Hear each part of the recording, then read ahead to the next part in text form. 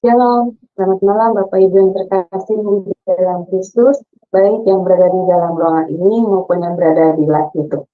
Selamat bertemu kembali pada kelas pembelajaran firman Tuhan di Sema Adonai pada hari Sabtu, tanggal 28 Oktober 2023. Yang malam ini yang menjadi narasumbernya adalah Pak Pendeta Dedi Kurniawan dengan temanya adalah hoarding disorder. Ini mengenai materi konseling ya Bapak Ibu. Baik, sebelum kita memulai acara pembelajaran kelas kita, maka kita akan membuka kelas kita dengan doa pembukaan yang akan dipimpin oleh Ibu Heni. Itu silakan Ibu. Ya, baik. Salam semuanya, Bapak Ibu yang terkasih di Zoom maupun yang ada di live streaming bersama-sama kita yang sudah ada beberapa orang yang hadir ya. Ya, hari ini kita belajar mengenai pelajaran konseling ya, hoarding, disorder. Ya, hoarding disorder ya, tema yang sangat menarik sekali. Mari kita satukan hati di dalam doa. Mari kita berdoa. Bapa kami yang bertata di kerajaan surga, Bapa yang kami sembah di dalam nama Tuhan Yesus, kami mengucap syukur kalau hari ini kami ada bersama-sama di Zoom Sema Adonai. Kami telah kedatangan Bapak Pendeta Dedi Kurniawan yang akan mengajarkan kami materi pelajaran konseling ini ya Bapak. Biarlah Bapak urapan-Mu turun atas hamba-Mu ini secara spesial ya Bapak.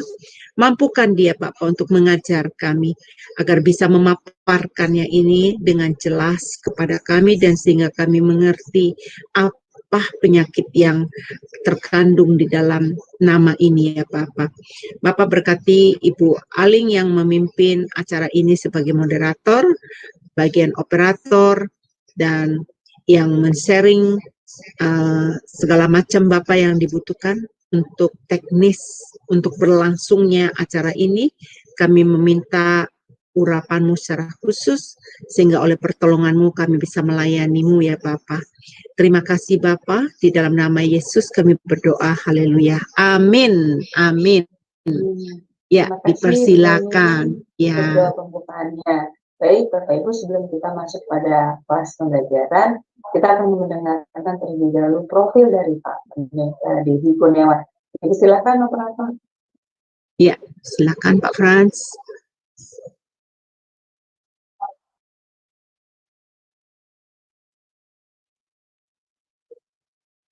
Monitor Pak Frans. Pak Frans, monitor. Oke, baik Bapak Ibu, saya akan coba tampilkan ya, sebentar ya.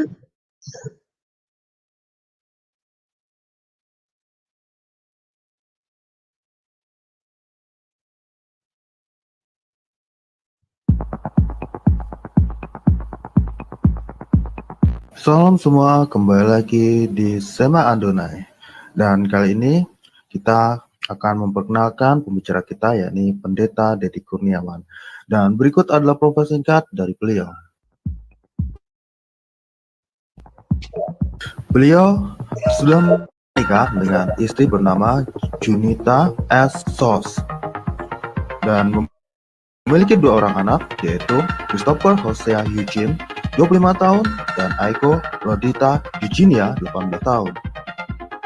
Pendidikan: S1 Fakultas Ekonomi Manajemen UKIDA pada tahun 1996, S2 Magister of Art STT Battle The Way pada tahun 2013, S2 Magister Teologi STT Battle The Way pada tahun 2015, S2 Magister Pendidikan pada tahun 2017 di Institut Kristen Borneo Balikpapan, S3 Teologia pada tahun 2018, Institut Kristen Borneo Balikpapan, Bethel Biblical Counseling Academy pada tahun 2022.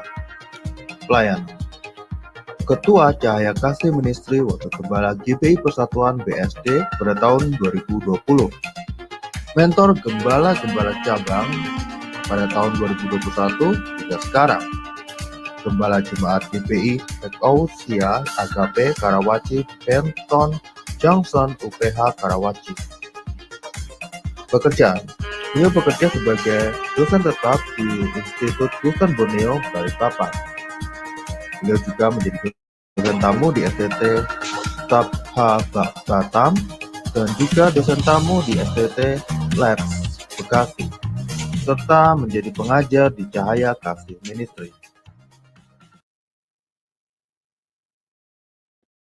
Ya, baik, terima kasih untuk operator yang telah menayangkan profil dari Pak Pendeta demikian. Jadi sekarang saya akan menyapa terlebih dahulu narasumber kita. Shalom, selamat malam Pak Denny. Ya, selamat malam Ibu, makasih Bapak Ibu Saudara semua. Ya, gimana Selamat Pak jumpa kabarnya? kembali. Puji Tuhan, kabar baik Ibu. Ya, puji Tuhan. Baik Ya, Pak, saya serahkan waktu dan tempat selanjutnya pada Pak Denny. Silakan Pak. Ya, baik, terima kasih. Nah, Bapak Ibu sudah dikasih Tuhan, malam hari ini kita berjumpa kembali di dalam seri pengajaran kita berkaitan dengan pastoral konseling. Hari ini kita akan membahas tentang salah satu penyakit mental atau mental illness berkaitan dengan masalah itu ya yang biasa seringkali terjadi, ya mengumpulkan barang-barang yang sudah tidak layak pakai begitu ya. Nah, untuk lebih jelas lagi nanti saya akan sampaikan, akan paparkan ya apa itu hoarding disorder ya. Nah, kita akan lihat ya materi berikut. Ini pembahasan kita malam hari ini. Ya. Nah, ini ya. Bentar. Hoarding disorder ini adalah salah satu penyakit mental di mana penderitanya adalah memiliki kesukaan ya atau hal-hal yang bersifat sesuatu yang tidak lazim begitu. Nah, kalau kita bisa melihat bahwa gangguan daripada hoarding disorder ini merupakan salah satu juga penyebab di mana konflik bisa juga terjadi di dalam kehidupan satu keluarga ya. Baik itu anak, kemudian juga suami dan istri, itu bisa menjadi sebuah problem ya ketika salah satu anggota keluarga di antara itu ya mengalami gangguan kepribadian ini Bapak Ibu Saudara ya. Nah, oke, kita akan bahas karena waktu ya. Kita akan lihat sekarang. Nah, ini saya temukan di bulan ini ya, di awal minggu pertama atau sudah masuk minggu kedua. Oh, minggu pertama ya, minggu Oktober. Ada sebuah berita yang menjadi viral, yaitu perilaku seorang gadis yang menjadi penghuni kos di salah satu tempat ya. Di mana ternyata ada satu buah peristiwa kejadian di mana di kos itu terjadi kebanjiran begitu ya. Ternyata setelah diselidiki ditemukan bahwa kamar di salah satu tempat di seorang gadis itu keadaannya seperti ini gitu ya, kotor, kemudian ya keadaannya tidak layak begitu ya dihuni. Nah, sekarang kita lihat sebelum kita masuk kepada hoarding disorder, kita harus pelajari dulu apa itu sisi perilaku. Nah, menurut Noto Atmojo ya, perilaku itu adalah perilaku merupakan hasil dari seluruh macam pengalaman juga interaksi individu terhadap lingkungannya yang diwujudkan dalam bentuk wawasan, kemudian pengetahuan, dan ditambah dengan sikap dan juga perbuatan. Jadi itu yang dimaksud dengan perilaku ya, definisinya berdasarkan ilmu psikologi. Kemudian kita melihat apa itu kebiasaan. Ya, jadi perilaku dengan kebiasaan itu berbeda. Kebiasaan berasal dari kata dasar memiliki dua makna. Jadi makna pertama yaitu homonim dan makna yang kedua adalah makna menurut bidang ilmu antropologi. Nah, kebiasaan memiliki makna yaitu sesuatu yang lazim atau biasa dilakukan atau dikerjakan dan sebagainya. Sedangkan kalau menurut ilmu antropologi, kebiasaan memiliki arti pola atau pattern untuk melakukan suatu tanggapan atau respon terhadap situasi tertentu yang didapat oleh tiap individu dan dilakukan berulang kali hal yang sama. Jadi ketika ada rangsangan, ada satu respon yang diulangi berkali-kali begitu ya. Nah, ini yang dimaksud dengan sebuah kebiasaan menurut ilmu antropologi. Jadi ada dua makna, satu adalah homonim, yang satu lagi adalah antropologi. Nah, itu kebiasaan. Nah, sekarang kita belajar tentang perilaku hoarding disorder. Perilaku hoarding disorder itu apa sih? Nah, perilaku hoarding disorder itu merupakan respon atau tanggapan seorang manusia terhadap stimulus. Nah, stimulus itu adalah rangsangan yang berasal baik dari luar ataupun dari dalam diri seorang tersebut. Dalam perancangan ini, perilaku yang dimaksud ialah perilaku yang dilakukan sehari-hari atas tanggapan seorang individu terhadap apa yang dialaminya, yaitu menimbun barang ya Bapak Ibu ya. Nah, nanti kita lihat. Pengertian hoarding disorder atau biasa disingkat HD ya. Ya. Definisi daripada HD atau hoarding disorder dengan seseorang yang memiliki barang-barang yang jumlahnya berlebihan. Jadi jumlahnya ini berlebihan nih saudara ya, bukan jumlah yang normal begitu, tapi di atas kenormalan begitu. Dan juga memiliki kesulitan dalam membuang objek, benda-benda yang ada atau yang dia miliki, dan berakhir menimbun barang-barang ini bahkan ketika secara objektif tidak bernilai. Jadi barangnya bukan barang yang bernilai, tetapi juga barang-barang yang memang tidak ada nilainya sebenarnya, bahkan sampah termasuk di dalamnya. Jadi hoarding disorder berbeda dengan mengurusi barang-barang normal. Jadi kalau saudara kaitkan, apakah hoarding disorder itu juga berpengaruh kepada seorang kolektor gitu ya? Jawabannya tidak. Jawabannya berbeda ya. Kalau kolektor itu dia tahu, dia mengumpulkan barang-barang tertentu, tentunya barang-barang itu punya nilainya begitu. Nah, sementara kalau hoarding disorder ini enggak begitu kan? Apa saja dia tumpuk begitu. Nah, pengidap hoarding disorder, kenapa dikatakan pengidap? Karena tadi saya awali dengan pernyataan bahwa hoarding disorder itu adalah penyakit mental ya, mental illness begitu ya. Jadi ini sudah masuk dalam disebut kategori penyakit begitu ya, penyakit yang berkaitan dengan mental seseorang. Nah, gejalanya adalah penimbunan yang mengakibatkan jumlah keseluruhan harta benda yang dimilikinya memenuhi dan mengacaukan tempat tinggal. Jadi sangat mengganggu ya, sangat-sangat mengganggu sekali dengan barang-barang itu tadi ya. Nah, itu yang dimaksud dengan hoarding disorder. Oke, sekarang kita lanjutkan slide berikutnya. Nah, dikatakan tanpa bantuan, ya, pengidap HD dapat mengganggu kegiatan sehari-hari seperti memasak, bersih-bersih, kebersihan diri ya, termasuk diri individu ya tersebut ya, dan juga tidurnya dia. Jadi pengidap HD juga dapat memicu sanitasi yang buruk dan menyebabkan konflik serius dengan keluarga dan masyarakat. Ya, ini tentu jadi masalah kan seperti itu. Dan nanti kita akan lihat, kita akan bahas konfliknya dengan keluarga itu apa, dan masyarakat itu apa. Meskipun sekitar 26% populasi dunia pengidap hoarding disorder menurut American Psychiatric Association atau disebut dengan apa, namun banyak pengidap tidak meminta pengobatan. Ya, jadi menganggap ini biasa saja, bukan sebuah penyakit mental. Ya, bahkan dikatakan 66% tidak menyadari tingkat keseriusan masalah. Sementara saudara, HD itu tingkatannya itu sampai 5 tingkatan. Ya, jadi bukan satu tingkatan saja.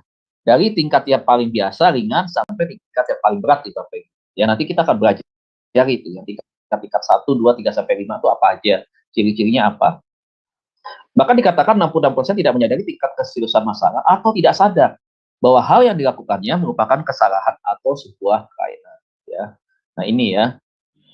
Oke, sekarang kita masuk kepada kriteria atau diagnosa pengidap HD atau hoarding disorder.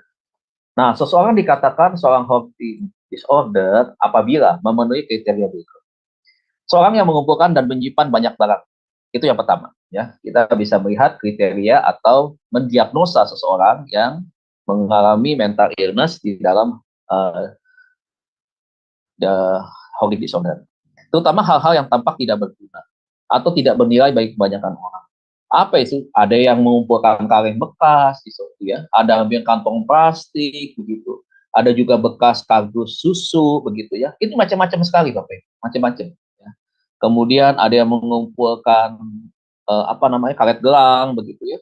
Ada yang mengumpulkan sepatu-sepatu, begitu. Tapi sepatu-sepatunya itu yang sudah tidak dipakai lagi, begitu ya. Yang mungkin sudah lusuh, sudah rusak, ukurannya kecil dan seterusnya. Kemudian dikatakan terutama hal-hal yang tampak tidak berguna atau tidak menilai bagi kebanyakan orang. Nah, ini ada sudut pandang yang berbeda antara si pengidap dengan orang yang tidak mengidap HD ya begitu. Buat yang tidak mengidap HD akan terasa aneh, tetapi menurut yang mengalami gangguan HD maka dianggap ini hal yang biasa, normal. Jadi jelas nih ada perbedaan pandangan ya. Kemudian barang-barang ini mengacaukan tempat tinggalnya. Ya, mungkin sampai tidur susah, duduk susah begitu ya. Karena memang kamarnya sudah dipenuhi barang-barang yang tidak berguna tadi. Dan membuat orang tersebut sulit menggunakan ruangan. Barang-barang ini menyebabkan kesulitan atau masalah dalam kegiatan sehari-hari. Ya susah, mau beres-beres, mau ngapa-ngapain itu pasti mau jalan tiba-tiba kesandung kaleng, misalnya kesandung ini, itu, dan seterusnya ya. Jadi untuk diri dia sendiri pun sebenarnya itu masalah begitu. Ada sesuatu yang juga mengganggu aktivitasnya dia. Nah itu. Namun, perlu tindakan medis profesional yang dapat mendiagnosis seseorang mengidap HD atau tidak. Jadi tetap saudaraku, walaupun kriteria diagnosa ini kita bisa melihat daripada apa yang disebutkan di slide ini, namun tetap, saudara, finalnya adalah ketika kita membawa seseorang kepada tim medis. Ini udah medis nih, saudaraku ya, bukan lagi kepada psikolog begitu ya. Bisa juga lewat psikolog, tetapi tetap ada tindakan medis ya, yang perlu kita bawa kepada ahlinya begitu. Untuk apa? Untuk mendiagnosis sejauh mana sih tingkatan HD-nya. Nah, itu maksudnya. Kemudian yang berikutnya adalah penderita hoarding disorder. Ya. Dikatakan dari data statistik, 2 dari 50 populasi di dunia mengidap hoarding disorder. Jadi dari 50 orang, 2 ada di antaranya. Ya. American Psychiatric Association atau lagi-lagi apa yang mengatakan ya berdasarkan penelitian tahun 2013 ya, itu dalam bukunya di halaman 205. Artinya sekitar 2% dari populasi dunia penyakit ini, namun 66% dari penderita tidak menyadari tingkat kerusuhan masalah. Nah, gejala hoarding disorder hampir 3 kali lebih lazim atau sering. Nah, ini perhatikan. Gejala HD hampir 3 kali lebih lazim atau sering ditemui pada orang dewasa akhir atau dewasa yang lebih tua dengan rentang usia 55 sampai dengan 94 tahun. Ini kategori 55 sampai 94 tahun ya. Artinya lebih banyak ditemui mereka yang punya penyakit mental ini di usia 55 sampai 94. Nah, kemudian dikatakan dibandingkan dengan orang dewasa awal atau dewasa yang lebih muda, jadi usia dewasa awal itu 34 tahun sampai 44 itu ya. Dikatakan ada juga penderitanya, namun tidak sebanyak yang usia 55 sampai 94 tahun. Nah, kemudian dikatakan meskipun gejala menimbun telah terlihat semenjak anak-anak. Nah, kenapa Bapak Ibu seringkali kita begini, waktu kita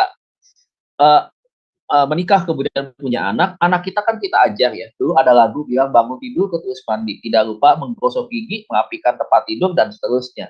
Kenapa sih? Mungkin banyak orang berkata ini adalah sebagai bentuk pendisiplinan supaya anak belajar dimulai dari rumahnya dulu, dimulai tanggung jawab dari kamarnya dulu, bertanggung jawab dari apa yang ditugaskan oleh orang tua mereka. Banyak orang berpikir seperti itu. Sebenarnya sudah ada makna lain. Makna lain ini apa? Membiasakan anak ini rapi, disiplin, dan seterusnya. Jadi misalkan orang tua mengajarkan, Dek, kalau kamu main, setelah kamu main, zaman dulu ada mainan Lego, sekarang juga masih ada. Gitu. Kan kita suka tumpahin tuh mainan. Nah kadang-kadang kan pececeran tuh mainan ke mana-mana. Gitu. Kenapa orang tua kita ajarkan untuk dirapikan dulu? Karena memang ini adalah salah satu pencegahan supaya anak tidak mengalami hoarding disorder. Begitu. Hoarding disorder mulanya memang diawali dengan kecuekan seorang anak. Kemalasan seorang anak untuk membereskan barang-barang yang ada di kamarnya dia.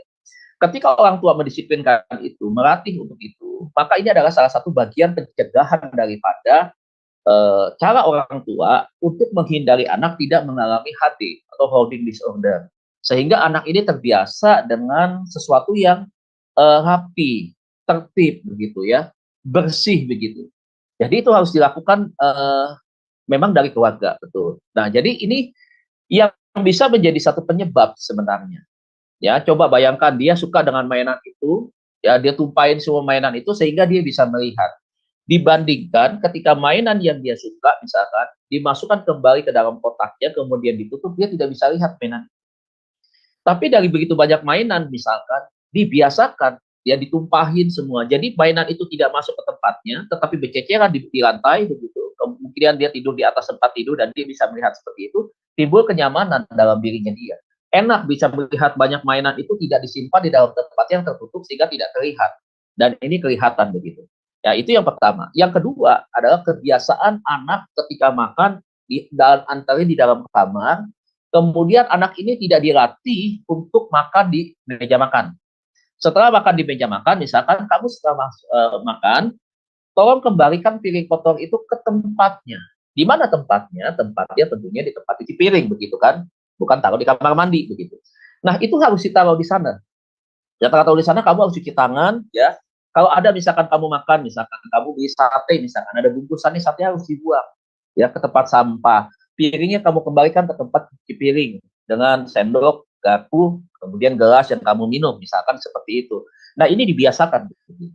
Jadi jangan sekali orang tua membiasakan anak makan di kamar. Ya, dibawakan makanan dengan bungkusan nasi goreng, misalkan kue tiaw atau yang lain-lain, sambil main game, bungkusan McDonald dan seterusnya. Kemudian tidak diingatkan. Nah, kalau kamu selesai makan, ya ini sampahnya dibuang. Dan ini menurut saya juga tidak pantas, saudaraku, ya, makan di kamar karena tempatnya itu bukan untuk di kamar, gitu. Nah, saudara perhatikan, kebanyakan orang tua membiarkan bungkusan McDonald itu berceceran di bawah, bekas-bekas makan yang hamburgernya itu berceceran di bawah. Anak tidak dilatih untuk merapikan dan membersihkan. Nah, kebiasaan yang seperti ini, orang Betawi bilang kebiasaan jorok. Kebiasaan jorok ini bukan hanya sekedar kebiasaan, tetapi lama-lama, saudara, kan menjadi sebuah kebiasaan-kebiasaan yang akhirnya bersifat negatif seperti itu. Belum lagi ada keinginan-keinginan dia suka terhadap barang, begitu ya. Kemudian dia suka mengumpulkan barang-barang itu. Nah, ketika dikumpulkan barang-barang seperti itu, akhirnya dia tidak memulai kepada satu tempat yang memang harusnya disimpan di tempat itu untuk rapi. Gitu. Nah, makanya orang tua please lah ya, untuk anak-anak kita nih, anak-anak sudah belajar jalan, sudah belajar ngomong, tolong diajar untuk apa? Nanti kita juga sebagai oma, opa nih juga harus begitu terhadap cucu begitu. Saudara, lagi-lagi saya katakan bahwa ya, semua gangguan kepribadian itu adalah tanggung jawabnya, tugasnya, perhatian itu lebih besar di rumah tangga. Bukan berbicara tentang bagaimana di dalam aktivitasnya di luar rumah. Bukan, beberapa persen memang terpengaruh daripada aktivitasnya di luar rumah. Tetapi yang terpenting adalah bagaimana kita sebagai orang tua memulainya dengan kebiasaan yang baik itu ketika ada di rumah anak-anak kita. Ya, jadi itu maksudnya ya. Kemudian kita lihat penyebabnya apa sih Pak HD itu. Nah, ini ada beberapa penyebabnya ya. Hingga saat ini belum diketahui apa sebenarnya penyebab daripada hoarding disorder. Karena penyebabnya bisa macam-macam. Kegemaran anak mengumpulkan mainan, ya seperti itu ya. Kemudian kalau malam misalkan anak itu merapihkan mainannya begitu. Kemudian sebelum tidur begitu ya, dia main-mainkan begitu, entah mobil-mobilan, kemudian orang-orangan misalkan begitu ya. Kemudian apa saja lah mainan-mainan yang seperti itu, motor-motoran begitu ya. Kemudian digeretakan semuanya sambil dia tertidur seperti itu. Nah, itu ada kebiasaan-kebiasaan yang salah. Dan itu juga bisa muncul dari sana. Namun bukan itu yang menjadi faktor yang terutama sebenarnya. Tetapi ada faktor juga berkaitan dengan genetik. Selalu saya katakan bahwa begini, di dalam psikologi kan kita belajar bahwa bentuk gangguan kepribadian sampai pada penyimpangan-penyimpangan, bahkan juga gangguan mental, itu bisa muncul karena apa? Karena faktor genetik juga. Jadi kalau misalkan seorang dewasa, dia punya gangguan kepribadian HD, ketika dia menikah misalkan, pola yang sama misalkan dia turunkan itu kepada anaknya, maka anaknya pun akan terbawa. Sebenarnya bukan menular sebenarnya, tetapi membiasakan sebenarnya, seperti mengarahkan anak itu untuk dia melakukan hal yang sama. Jadi seperti memberikan sebuah contoh, tapi contohnya salah. Nah, ini yang makanya dikatakan sebenarnya ini apa unsur utamanya itu kita belum diketahui, tetapi ada banyak penyebab yang bisa menyebabkan itu. Nah, salah satunya dikatakan bahwa kenangan atau trauma bisa menjadi sebuah penyebab atau itu tadi alasan kenapa orang bisa kena HD. Nah, beberapa penderita kesulitan menyingkirkan barang-barang dikarenakan barang tersebut memiliki kenangan tersendiri. Apalagi misalkan dikasih dari orang yang begitu baik dengan dia, dapat dari mantan pacar dia waktu pacaran. Misalkan kalau sekarang eranya umurnya 60 tahun misalkan, Bapak X usia 60 tahun.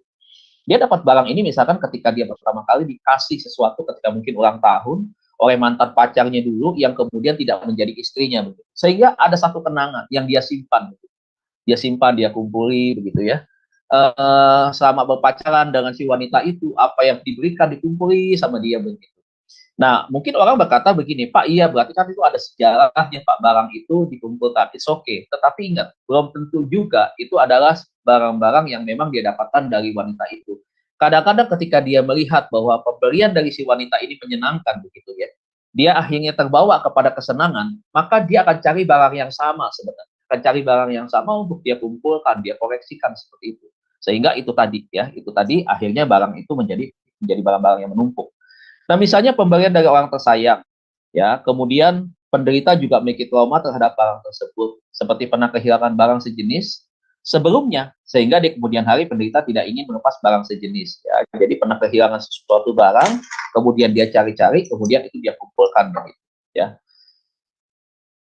Kemudian yang berikutnya faktor genetik. Belum ada penelitian yang membuktikan bahwa faktor genetik mempengaruhi perilaku ini. Namun anak yang memiliki orang tua atau kerabat dengan kebiasaan ini berisiko lebih tinggi. Juga memiliki kebiasaan sendirian yang sama. Kenapa? Karena apa yang dilihat itu yang akan terekam di dalam memori seorang anak. Apa yang dilihat itu akan menjadi sesuatu yang dicontoh oleh anak. Ya. Nah, hal ini dikarenakan anak cenderung akan meniru orang tua atau orang terdekatnya. Jadi misalkan orang tuanya tidak ada ya, mengalami HD, tetapi mungkin dari om atau dari tantenya, misalkan ada yang HD gitu, nah itu juga bisa terjadi. Ada kecenderungan pengaruh ke sana. Itu faktor yang genetik, faktor kedua. Yang ketiga karena sayang. Nah, beberapa penderita mengaku kesulitan untuk menyimpan barang-barang ini karena mengaku sayang terhadap barang ini. Kita sayang untuk dibuang karena masih terlihat bagus, alasan pertama. Terdapat pula kekhawatiran barang tersebut akan terpakai di kemudian hari. Nah, hal ini berkaitan dengan gangguan kecemasan atau anxiety disorder. Jadi dia cemas nih satu kali, aduh nih barang kalau gue buang nanti ya satu kali, kalau misalkan barang ini punya nilai yang bagus ya, punya nilai jual yang tinggi gitu, berarti aku rugi nih begitu. Jadi dia kumpulkan begitu. Jadi orang yang punya gangguan HD, dia punya obsesi, bahwa barang-barang yang dikumpulkan itu satu kali akan punya nilai yang lebih. Begitu. Itu menurut dia, padahal belum tentu. Kriteria orang kolektor, ya itu kan tentunya ada kriteria-kriterianya. Begitu. Ya, kriterianya itu pun kepada satu barang begitu, bukan kepada barang-barang yang sudah tidak layak begitu ya. Nah, ini. Kemudian tingkat gejala HD. Nah, ini tadi saya katakan ada 5 tingkat ya.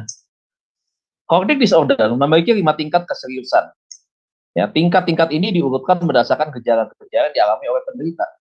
Nah, berikut ini merupakan tingkatan dari HD. Yang pertama nih, tingkatan pertama dari HD adalah yang paling rendah. Jadi ini tingkat yang satu, ini tingkat yang paling rendah. Kita bisa lihat ya, ciri-cirinya dari mana? Pertama, kita ukur dari tempat tinggalnya. Tempat tinggal dari penderita terdapat apa? Ya, ini tingkat paling rendah. Yang pertama, ada sedikit kekacauan atau berantakan, namun masih terbilang rendah, juga tidak ada bau yang terdeteksi. Jadi yang pertama, ini udah ringan. Ya, sedikit kekacauan, sedikit berantakan, namun terbilang rendah. Kenapa dikatakan terbilang rendah? Karena tidak menimbulkan bau yang dapat terdeteksi oleh indera penciuman kita.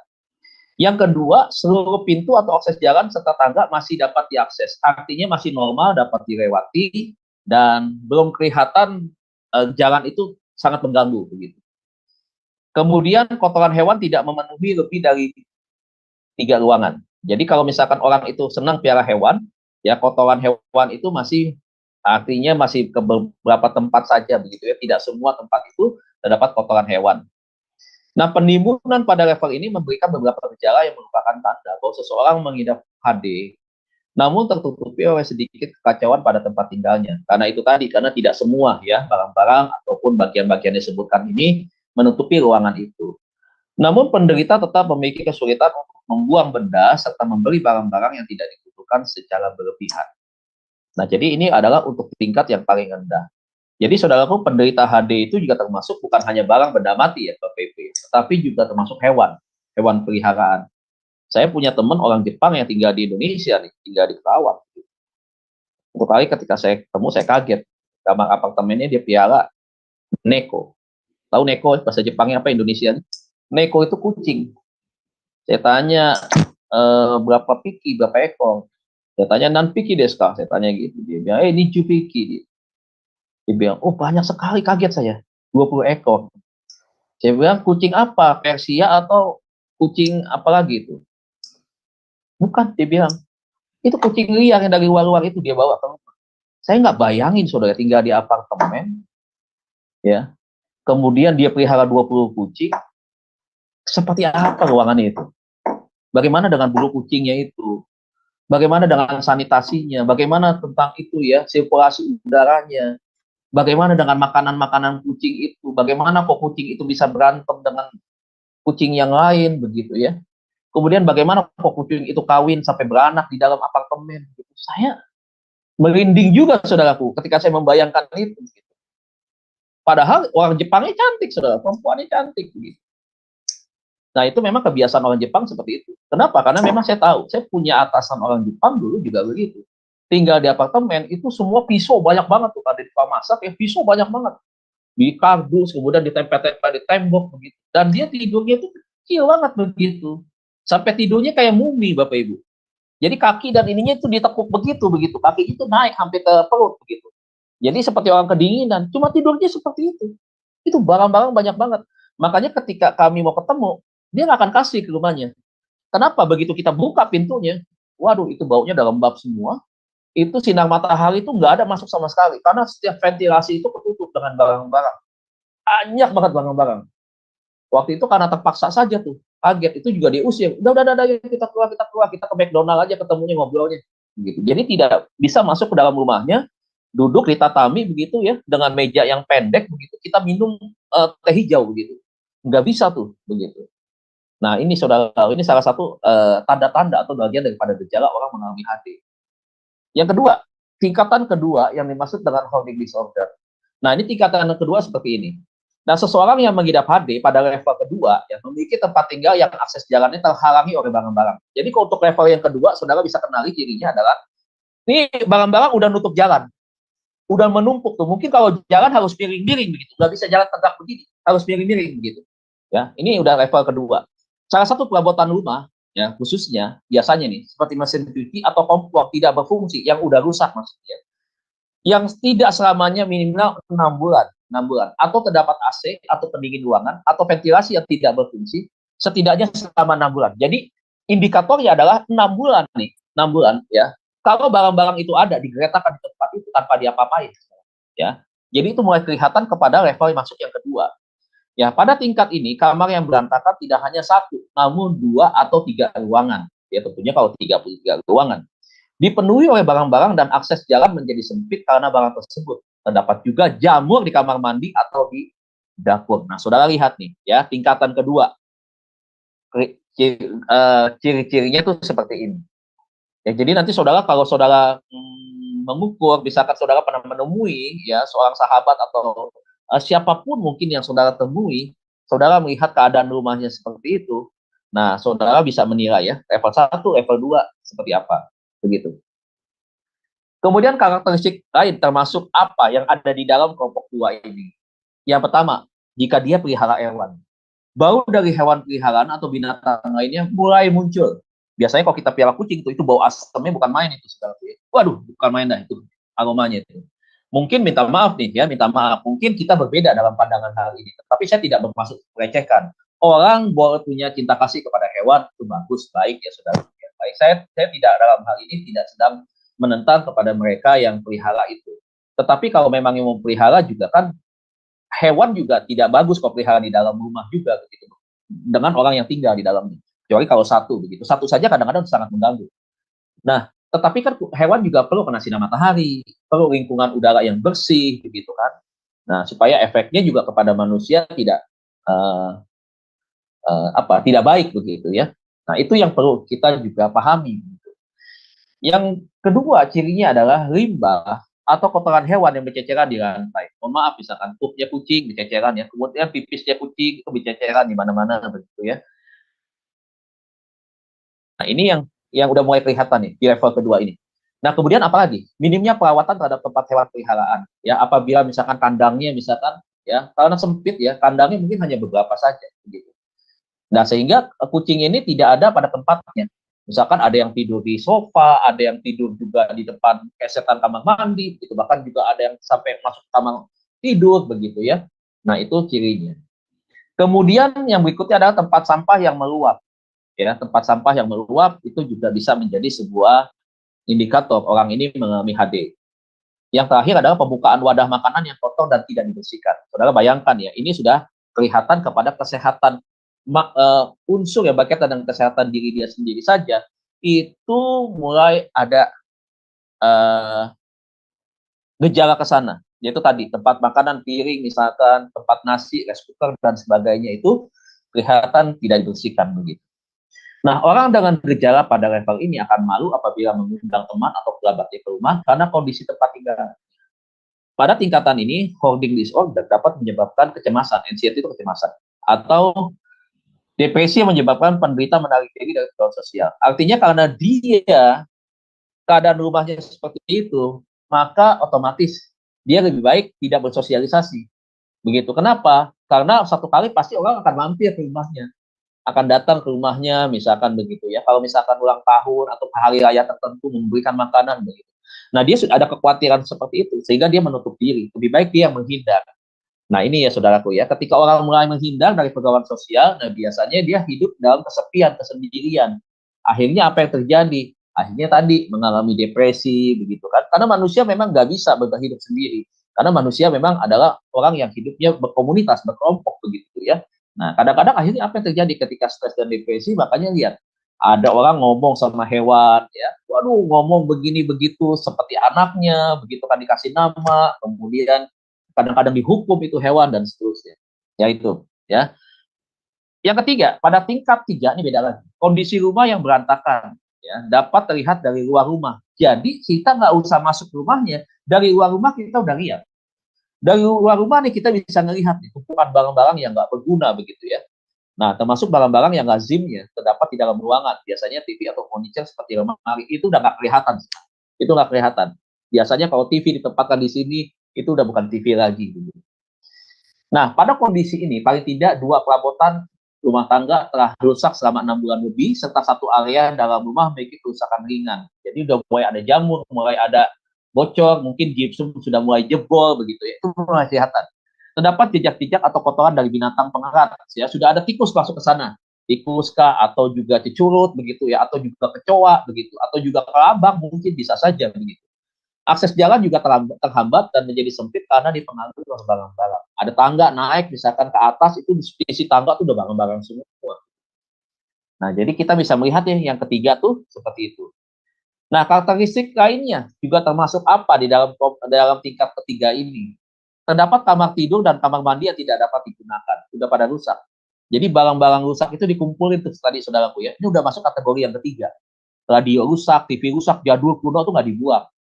Udah nggak bisa dibetulin nih, tetapi masih tetap aja nggak dibuang-buang. Begitu. Udah karatan begitu ya, udah betul-betul berjamur dalamnya begitu, dikumpulin aja gitu.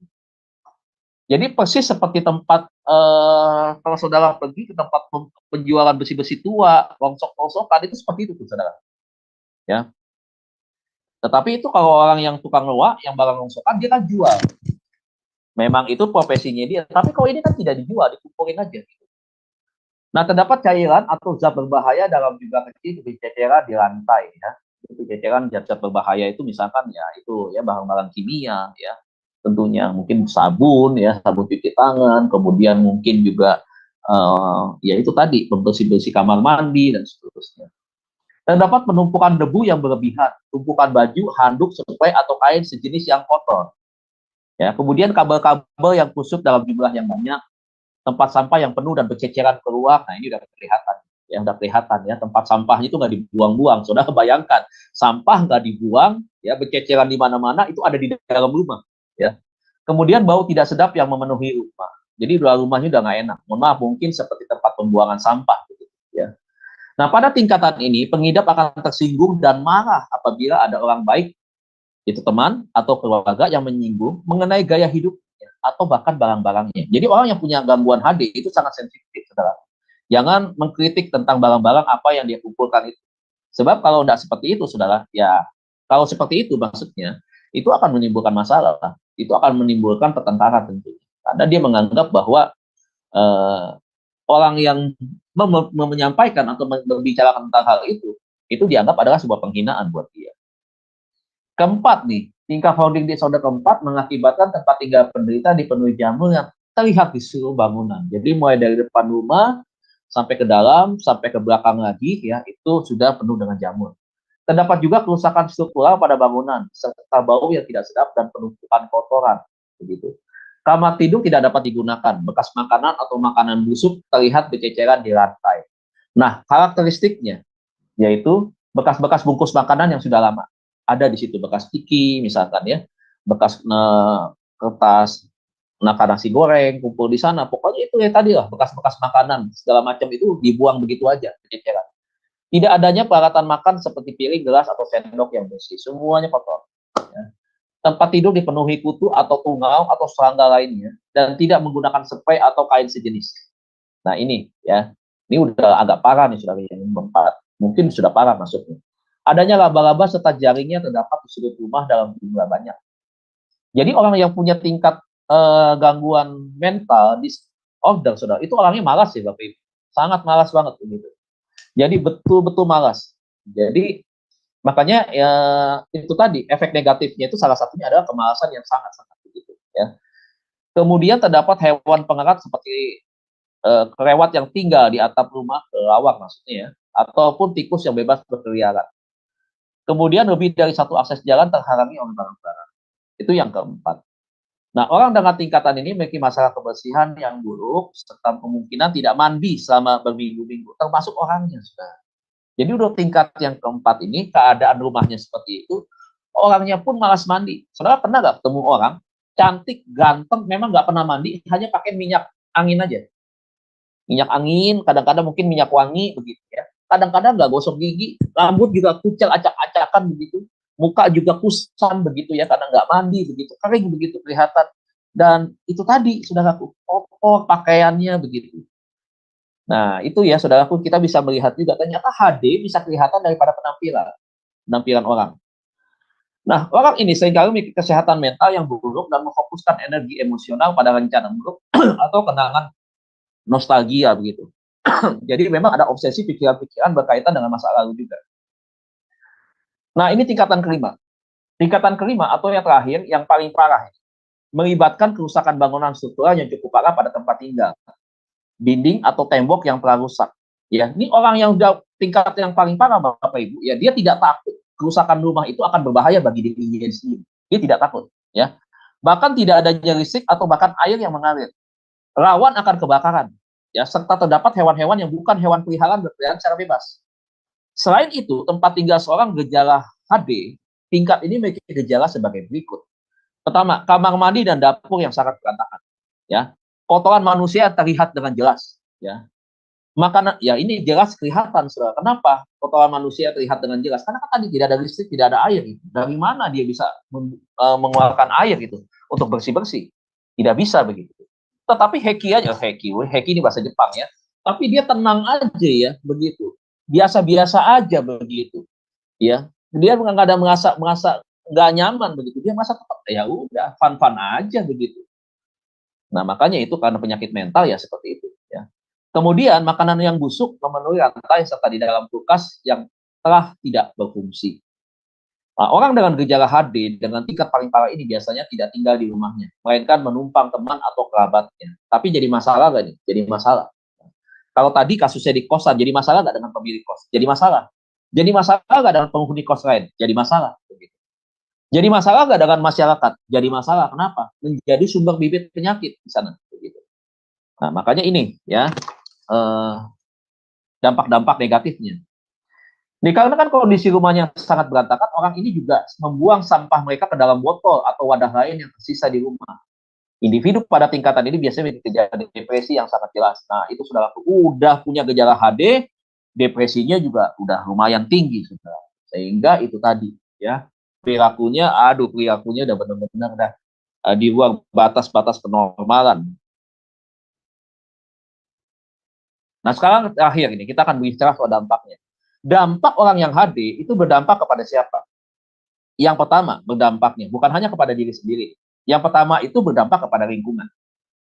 Kenapa berdampak kepada lingkungan dikatakannya? Penumpukan barang-barang yang dilakukan oleh seorang HD akan menyebabkan gangguan berbagai aspek, mulai dari sisi estetika atau daripada keindahan, yang mana akan mengganggu pemandangan, merusak pemandangan tanah. Bagaimana kalau dia ngontrak di sebuah perumahan yang bagus misalkan, sementara orangnya pengidap HD, ini sangat mengganggu sekali begitu. Nggak enak banget dipandang begitu. Ini pun akan membuat tetangga kiri kanan dan depan itu nggak nyaman begitu. Bahkan mungkin yang di belakang rumahnya juga nggak nyaman begitu. Sehingga akan menimbulkan masalah sosial di masyarakat, ya. Kemudian dari segi penggunaan barang pun akan mempersempit ruang gerak. Ya nggak bisa. Ini orang akan tersiksa sebenarnya hidupnya, nggak nyaman begitu. Hidup pasti akan kurang begitu. Ya. Selain itu, lingkungan yang terdapat penumpukan barang akan memicu terbentuknya sarang-sarang hewan pembawa penyakit, sarang tikus, sarang kecoa, sarang nyamuk. Ya, demam berdarah tentunya sangat berbahaya. Nah, barang-barang ini pun akan menimbulkan tumpukan debu yang memicu penyakit lainnya seperti asma atau alergi atau ISPA, infeksi saluran pernapasan bagian atas. Begitu. Tapi jangan lupa, bisa menjadi sarang apa? Reptil, saudaraku ya. Hati-hati, bisa saja di situ muncul begitu reptil yang sangat berbahaya, ular kobra misalkan, bisa saja muncul di situ. Ular weling, ular belang, dan seterusnya ini sangat berbahaya. Nah, jadi ini yang pertama, ekosistem menjadi terganggu ya. Kemudian yang kedua, dampaknya bagi kesehatan. Ya, dampak bagi kesehatan ditimbulkan tidak akan berdampak langsung, ya, tetapi mungkin bisa bertahap begitu. Tetapi melainkan pengaruh dari dampak lingkungan yang kemudian memicu berbagai penyakit. Lingkungan yang kotor dalam hal ini yaitu banyak barang yang tertimbun akan menimbulkan sarang hewan dan kotor menimbulkan penyakit. Pertama karena sarang kecoa sangat senang hidup di lingkungan yang sempit, gelap dan kotor. Kecoa akan menimbulkan berbagai penyakit, contohnya asma, diare, sampai dengan tifus. Nah, hewan lain yang akan timbul akibat lingkungan yaitu tikus. Tikus mengakibatkan penyakit leptospirosis, ya, yaitu penyakit yang berasal dari kencing atau darah tikus. Hewan lainnya adalah nyamuk yang akan mengakibatkan demam berdarah hingga malaria. Jadi kesehatan ya ini bisa diserang oleh karena berbagai macam munculnya beberapa hewan-hewan yang membawa bibit penyakit. Belum lagi cicak ya saudaraku ya, bisa membawa penyakit. Kemudian yang ketiga, dampak daripada HD adalah bagi psikologis. Mayoritas HD memiliki masalah orang terdekat, utama keluarga. Hal ini karena barang-barang penyiksaan sang penimbun akan mengganggu ruang gerak anggota lain, ya, dan berbagai penyakit juga mengancam anggota keluarga lain. Saudara bisa bayangkan, kalau misalkan seorang menantu tinggal di rumah mertua, menantunya mengalami HD, saudara bisa bayangkan apa yang terjadi. Tersiksa itu mertua. Aduh, itu sangat psikologisnya tidak akan nyaman. Saya yakin tuh saudara itu setiap hari bisa jadi perang dari sabar ya, tahan-tahan kesabaran sampai meledak lagi kesabaran. Bisa terjadi seperti itu. Makanya itu tadi bisa menimbulkan konflik ya kepada orang lain gitu. Nah, dikatakan bahwa berikutnya dan berbagai penyakit juga mengancam anggota keluarga lain. Jadi ada resiko yang mengancam keluarga yang lain dari penyakit ya. Kemudian anak atau saudara dari sang penimbun akan malu ketika orang lain, baik kerabat ataupun tetangga yang berkunjung ke rumahnya. Hal ini dikarenakan kondisi rumah yang berantakan. Dalam beberapa kasus, hoarding disorder menyebabkan konflik rumah tangga hingga perceraian karena pasangan dari seorang hoarder tidak tahan dengan gaya hidup seorang hoarder. Ya. Jadi orang yang normal nih tentunya nggak nyaman dengan cara yang seperti itu. Apalagi orang yang biasa bersih ya, repot. Ini saya nih. Saya kan tipenya sanguin, ya, tipenya sanguin. Istri saya itu tipenya pragmatik, ya, dia cenderung juga sedikit kolerik begitu. Nah, dia juga kalau mengerjakan sesuatu tentunya dia pengen rapi semuanya.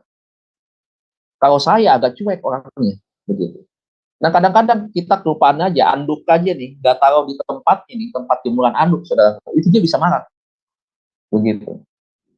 Nah, ini makanya seringkali ada perbedaan, begitu. Tetapi lama-lama saya ngerti, karena saya harus belajar bahwa saya harus menyesuaikan. Kenapa harus belajar menyesuaikan? Karena ini yang baik, begitu. Yang terbaik. Bukan berarti saya punya gangguan kepribadian HD, bukan. Tetapi dalam hal anduk saja, saudaraku ya, ini dulu beberapa kali dulu seperti itu. Contoh, jet odol. Jet odol pun bisa jadi masalah. Ini keluar sedikit konteks ya. Perbedaan di dalam suami dan istri, di dalam karakter maupun kepribadian ya, begitu ya. Itu bisa berbeda. Kalau saya pencet dari atas, dia pencet dari bawah. Yang benar kan memang pencetnya dari bawah. Tapi kalau saya kan orangnya cuek, tipe sanguin begitu. Jadi hajar aja begitu. Asal pencet aja. Tapi lama-lama saya tahu, oh saya salah nih. Ntar abis dia masuk kamar mandi, dia gosok gigi nih, dia lihat seperti itu karena saya duluan, ini jadi masalah nih, jadi ribut. Akhirnya apa yang terjadi? Saya pencet dulu dari bawah, saya naikin ke atas, seperti orang mijat begitu. Jadi seakan-akan saya dari bawah begitu. Nah, jadi saya lakukan itu, ini aja lihat saudaraku, ini bukannya HD. Ini sesuatu yang mungkin kita karena terburu-buru, mungkin karena kita banyak sesuatu di pikiran, biasa ya, laki-laki itu banyak sekali berpikir kan, tentang ini, tentang itu, tentang dan seterusnya begitu. Apalagi saya, dengan berbagai macam kesibukan begitu ya, bukan hanya pelayanan. Nah, kadang-kadang kita bisa lupa begitu. Nah, tetapi kalau misalkan kita lupa, kadang-kadang Seringkali kelupaan, kalau 1-2 kali mungkin hal yang biasa. Tapi kalau sering kebiasaan, ya begitu ya. Nah, karena lupa tetapi juga jadi kebiasaan, itu akan menjadi masalah. Begitu. Ini padahal suami istri loh, tidur tempat tidurnya sama, ya. Bangun kadang-kadang sama, bangun paginya. Kadang-kadang sebelum tidur doa juga bersama. Tetapi ketika ada hal-hal yang berbeda, itu bisa menjadi konflik. Nah, saudara bisa bayangkan bagaimana kalau salah satunya adalah penderita HD. Nah, saudara bisa lihat sendiri lah konfliknya bisa seperti apa gitu ya. Makanya bukan suatu hal tidak mungkinan bisa terjadi konflik yang membawa kepada perceraian, bisa. Gitu. Nah, kemudian ini ya gangguan psikologis yang lebih serius juga berpotensi dapat didapatkan oleh HD. Perilaku HD juga merupakan gejala dari gangguan psikologis lainnya ya. Anxiety atau gangguan kecemasan dan stres merupakan dua hal yang sering dialami oleh pengidap HD. Dapat memicu kepada yang berikutnya lebih lagi di atas, itu apa? Gangguan kejiwaan. Jadi penderita jangan jangkauan waktu yang panjang. Jadi kalau udah sampai begitu, ya udah mengarah kepada kejiwaan atau skizofrenia. Hal ini mengakibatkan pengidap HD juga memiliki risiko gangguan makan, pola makan yang tidak normal hingga demensia. Demensia tahu ya, pikun, ya lupa ingatan. Jadi efeknya banyak nih Bapak Ibu ya. Jadi jangan pikir orang yang suka, yang terkena HD bukan suka ya, orang yang kena HD udah begitu aja. Enggak, ada risiko-risiko lain yang depannya akan menyebabkan sesuatu yang lebih fatal atau berbahaya itu terjadi. Ya Tuhan Yesus memberkati. Demikian Bapak Ibu, secara cepat saya menyajikan presentasi atau pengajaran materi malam hari ini berkaitan dengan HD. Tuhan Yesus berkati Bapak Ibu ya. Silakan habis ini kita akan masuk di dalam diskusi. Terima kasih, saya kembalikan kepada Bu Diana. Ya, baik, terima kasih Pak Dedi, luar biasa materinya malam ini ya. Saya mengenal lagi salah satu karakter, maksudnya kebiasaan manusia seperti itu ya Pak. Ya baik, sebelum kita masuk pada sesi tanya jawab atau diskusi, saya akan membacakan terlebih dahulu acara-acara dari SMA Adonai ya. Ya, dimulai besok hari Minggu 29 Oktober 2023 di jam 19.00 waktu Indonesia Barat di SMA Adonai akan ada ibadah online dan juga akan ada yang live ya singernya, yaitu Ibu Yanti, dan tema khotbahnya adalah keberhasilan sejati yang akan dibawakan narasumbernya oleh Pak Pendeta Daniel Palungan yang adalah gembala kami sendiri. Kemudian di hari Senin 30 Oktober 2023 di jam 21.00 waktu Indonesia Barat di SMA Adonai akan ada kembali kelas pembelajaran firman dengan temanya adalah ketika pintu kesempatan tertutup. Ya, ini diambil nasnya dari Kisah Para Rasul 16 dan kelas ini materinya berlanjut ya Bapak Ibu, selalu diambil dari Kisah Para Rasul. Dan yang menjadi narasumbernya adalah Pendeta Dr. Setio Nugroho dan moderatornya adalah Bro Agus. Selanjutnya saya akan bacakan channel-channel yang relay di YouTube, diantaranya channel SMA Adonai, channel Omihen, channel Nebu Ali, channel Kahali Rai TV, channel Pendalaman Alkitab, channel Gereja YouTube, channel Antara, dan channel Danet Sidat. Dan di SMA Adonai juga setiap pagi ada renungan pagi ya Bapak Ibu, dimulai dari hari Senin sampai Sabtu ya di pukul 5.30 pagi dan dilayani oleh hamba-hamba Tuhan yang memberkati. Jadi Bapak Ibu sekalian dapat mengikuti renungan pagi SMA Adonai. Dan Bapak Ibu yang belum men-subscribe dan men-share channel-channel ini, tolong membantu men-subscribe dan men-share-nya sehingga makin banyak orang yang bisa mengikuti acara-acara dari SMA Adonai dan juga membantu channel kami untuk lebih berkembang lagi dan menjadi berkat lagi bagi banyak orang. Terima kasih Bapak Ibu atas perhatiannya, Tuhan memberkati. Baik, sekarang kita akan masuk pada sesi tanya jawab ya Bapak Ibu. Sebelumnya bagi yang ingin bertanya, raise hand terlebih dahulu ya. Untuk pertanyaan yang diajukan sehingga bisa dibuka mic-nya oleh operator kami. Ya, silakan Bapak Ibu. Ibu Heni, apakah ada yang mau Ibu tambahkan atau Ibu tanya juga boleh Bu. Silakan Ya, Bu. terima kasih Sis Ling Ya. ya, luar biasa temanya hari ini Pak. Sebelum dipaparkan, saya sudah bilang gini, jangan-jangan gue ini yang sedang dibongkar. Ternyata dengan Bukan. uraian-uraian tadi, oh iya syukur bukan saya. Gambarnya karena begitu ya Bu. Iya, karena saya pikir saya, wah enggak, saya mah rapi orangnya. Sampah harus bersih, rambut di lantai aja masih dicomot. Terus kembaliin barang oh bukan saya ini penyakit ya. Nah, sebelum kita lanjut ini ada ibu yang namanya Ibu Sabrina ya. Ibu Sabrina ini sedang menonton kita ya. Dia mengatakan dia itu beli barang seperti baju dan tas dulu seperti gituan. Jadi dia nggak bisa kontrol diri. Nah, kalau dia nggak mengandung yang tadi seperti itu, kayaknya dia nggak termasuk orang yang kena penyakit HD ya Pak ya. Bukan. Terus Iya. dia berkata gini, oh HD ternyata penyakit ya katanya. Nah, Ibu Sabrina vlog kalau memang bisa masuk ke Zoom, ya silakan Bu, bisa diskusi bersama-sama kami ya. Ya itu Pak, itu komentar dari Ibu Sabrina, karena dia mengatakan HD itu penyakit yang berlebihan katanya, menumpuk barang-barang. Betul. Ya, betul. Silakan Pak. Iya, memang itu yang menjadi masalah ya. Karena gini, Bu, yang dimaksud dengan kategori penyakit itu adalah sesuatu yang menimbulkan efek negatif buat orang lain, tetapi itu menjadi sesuatu hal yang biasa buat diri dia. Itu sudah penyakit, Bu. Nah, artinya apa? Seharusnya adalah kenyamanan dirinya dia adalah bisa dia bagikan buat kenyamanan orang lain. Tetapi kebiasaan jelek dia itu akan memberikan efek yang negatif buat orang lain.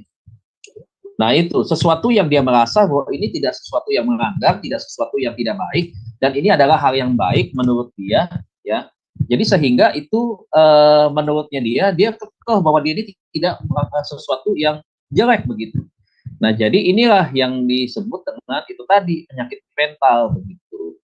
Jadi hal-hal yang negatif dipelihara dianggap sebagai sesuatu yang benar begitu, sekalipun ada penilaian-penilaian yang menurut orang lain itu tidak pantas atau tidak wajar. Nah, jadi itu termasuk dalam kategori penyakit. Nah, memang betul apa yang dikatakan Ibu tadi itu memang itu selalu berlebihan, memang sangat-sangat berlebihan bahkan. Begitu. Karena berlebihan itu bukan berlebihan yang positif, berlebihannya amat negatif semua. Begitu. Nah itu Bu. Nah saya ini nih mau sharing nih Pak Dedi. Jadi saya ini punya ini teman yang istrinya itu mengidap HD dan itu sudah parah gitu. Jadi gini, istrinya ini senang menimbun barang seperti yang Pak Dedi bilang. Jadi dia suka membeli barang-barang yang bukan yang mahal ya, bukan yang mahal Bu Heni barangnya gitu. Jadi misalnya dia beli barang yang diskon gitu kan, dia suka gitu membeli barang-barang yang diskon, misalnya barang-barang kebutuhan rumah gitu, misalnya kayak sampo gitu, sabun, ini murah nih lagi diskon, beli gitu.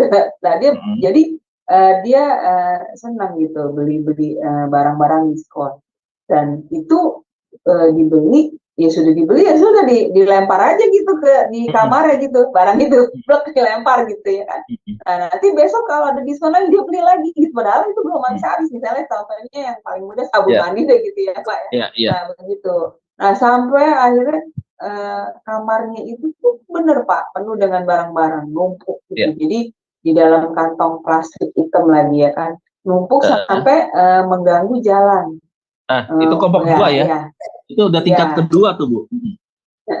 Nah mengganggu jalan, tapi itu bukan di dalam kamarnya aja, jadi di ruang tamunya juga begitu gitu, di dapurnya juga begitu. Jadi rumah itu udah bukan kayak rumah tapi kayak gudang. Gitu. Betul. Jadi barang itu menumpuk tinggi, dan suaminya itu tidur itu di kamar hanya ranjangnya aja loh Bu Heni, nggak ada barang gitu. Jadi di bawah semua kiri kanan barang, dan suami ini sebenarnya tersiksa sih, tapi bagaimana ya, istrinya itu udah dibilangin, jadi udah pernah suaminya itu tuh membersihkan kamarnya itu ya Pak, jadi dibersihkan barang-barang istrinya, pokoknya dipindahin lah dari kamar itu gitu kan. Marah, istrinya marah, istrinya kerja kan, pas pulang istrinya marah sama suaminya, kenapa barang saya dipindahin kemana, pindahin ke sebelah lah, itu di kamar tidur. Istrinya marah-marah katanya Pak, dia bilang istri saya marah-marah katanya, kenapa dipindah-pindah, itu barang nanti kalau mau dicari itu katanya susah, padahal mah apa yang mau dicari loh, itu barang banyak banget Bu Heni, segunung kali di kamar. Makanya, nah terus besokan berapa lama lagi, terus rumahnya juga dibersihkan juga sama suaminya punya kakak perempuan gitu. Jadi kakak perempuannya pas masuk rumah, ini nggak salah rumah, gudang sama rumah, dibanting bersihin kan. Marah lagi istrinya. Nah itu, dan terus udah dibersihin, udah rapi nih, ditumpuk lagi Bu Hedi. Itu barang ditumpuk lagi di kamar. Seperti itu, sampai seperti itu Pak. Tapi ya untung suaminya sabar gitu. Jadi dia bisa menerima gitu. Enggak cerai sih Pak, cuma ya begitu, kasihan sih. Saya mikirnya begini, itu kan bisa banyak binatang itu loh Bu Heni, kayak kecoa. Suaminya harus urut dada terus tuh. Iya. Urut dada terus. Kalau laki-laki ngurut dada atau urut kepala ya? Dan itu tau nggak Bu Heni, udah begitu banyak barang, pasti kan banyak debunya, tebel. Ya dong. Nah iya, aduh. Saya dengar dia cerita sama kita dulu waktu saya kerja ya sama kita di kantor, saya bilang masa sih, iya katanya dia, aduh mungkin udah stres kali ya suaminya, sampai akhirnya dia cerita ke kami gitu Pak, karena nggak tahan habis bagaimana ya, tetap aja itu nggak bisa istrinya nggak bisa berubah. Nah itu bagaimana Pak untuk membuat istrinya sembuh itu? Bagaimana Pak? Ya bisa sembuh nggak Pak? Iya. Bisa Bu, tapi tahapnya nggak secepat yang kita mau, nggak bisa, lama. Karena tadi sudut pandang dia itu ada sesuatu yang dia beli itu berdasarkan satu kesukaannya dia. Yang kedua dia terobsesi bahwa itu dulu mungkin benda-benda yang mungkin dulu dia pernah pakai waktu masa kecil, misalkan kayak begitu ya. Yang kedua mungkin dia pernah teringat segala sesuatu, misalkan waktu dia kecil dia belanja sama mamanya suka pakai barang tersebut begitu. Sehingga saat mamanya tidak ada, dia itu senang mengingat kembali begitu. Jadi dia mengumpulin barang-barang itu. Padahal tidak dipakai, memang dikumpulin aja. Nah, ini saya lanjutin ya. Saya teringat tadi karena Ibu tadi bicara soal sabun. Saya tuh pernah satu kali ada penderita HD itu kasih hadiah ke saya. Kali Pak, saya ada hadiah buat Bapak, dikasih hadiah. Tahu nggak hadiahnya apa? Sabun. Waktu saya dikasih hadiah sabun, saya kaget lihat itu sabun. Ya ampun, itu sabun belum dibuka sama sekali. Tapi memang warnanya udah mulai pudar ya begitu ya. Begitu saya lihat itu sabun Gift. Sabun Gift yang dulu bentuknya tuh kayak lakukan backup. Iya, iya. Ya kan ada. Gambarnya tahu nggak siapa gambarnya? Ida Iyasa masih muda. Ida Iyasanya saya kagak tahu.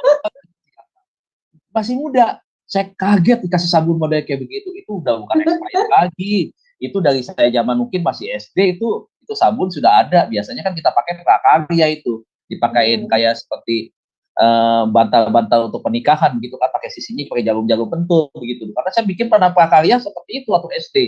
Jadi saya ingat banget zaman SD nih, jangan-jangan. Saya ingat banget, iya waktu itu bintang lu tuh kok nggak salah Ida Iyasa, siapa lagi tuh, saya ingat tuh begitu. Dan itu dikasih ke saya masih utuh begitu. Menurut dia ini barang mahal nih, udah langka. Udah nggak ada yang punya lagi. Tuh dari sisi kelangkaan itu iya. Siapa yang mau beli sabun dengan harga puluhan juta misalkan begitu ya, kayak begitu, itu juga udah expired, buat apa begitu. Ya akhirnya ya saya nggak pakai lah begitu, daripada saya pakai kulit saya berubah kan gitu. Masa kayak aman lagi kan gitu kan, saya pakai. Menurut dia itu udah berarti banget, menurutnya udah berarti banget. Gue cari nih supermarket mana nih, cari nih di mana pun toko nih, nggak ada nih, gue doang yang punya nih begitu. Nih gue kasih sesuatu yang berharga nih buat lo nih. Padahal waktu saya lihat, ya ampun. Udah expired itu. Dari zaman saya belum menikah, dari zaman saya masih main layangan. Kasih itu sabu. Serem ya Pak ya. Bahwa Iya, itu jadi ya, Tadi benar. kan Bapak mengatakan penyebab dari HD ini bagaimana cara orang tua mendidik anak-anaknya. Jadi ada betul. peran orang tua juga ya Pak ya. Iya, betul. Jadi membiarkan anak-anaknya tidak ditegur. Taruh jangan di situ. Kasih di Iya. mana? Itu betul. Iya. Jadi peran orang tua itu harus ya Pak ya. Harus, Tapi ada karena orang tua punya begini. Aduh capek gue ngomong sama anak, gue angkat aja deh. Iya. Katanya. Iya, kayak saya juga gitu Bu.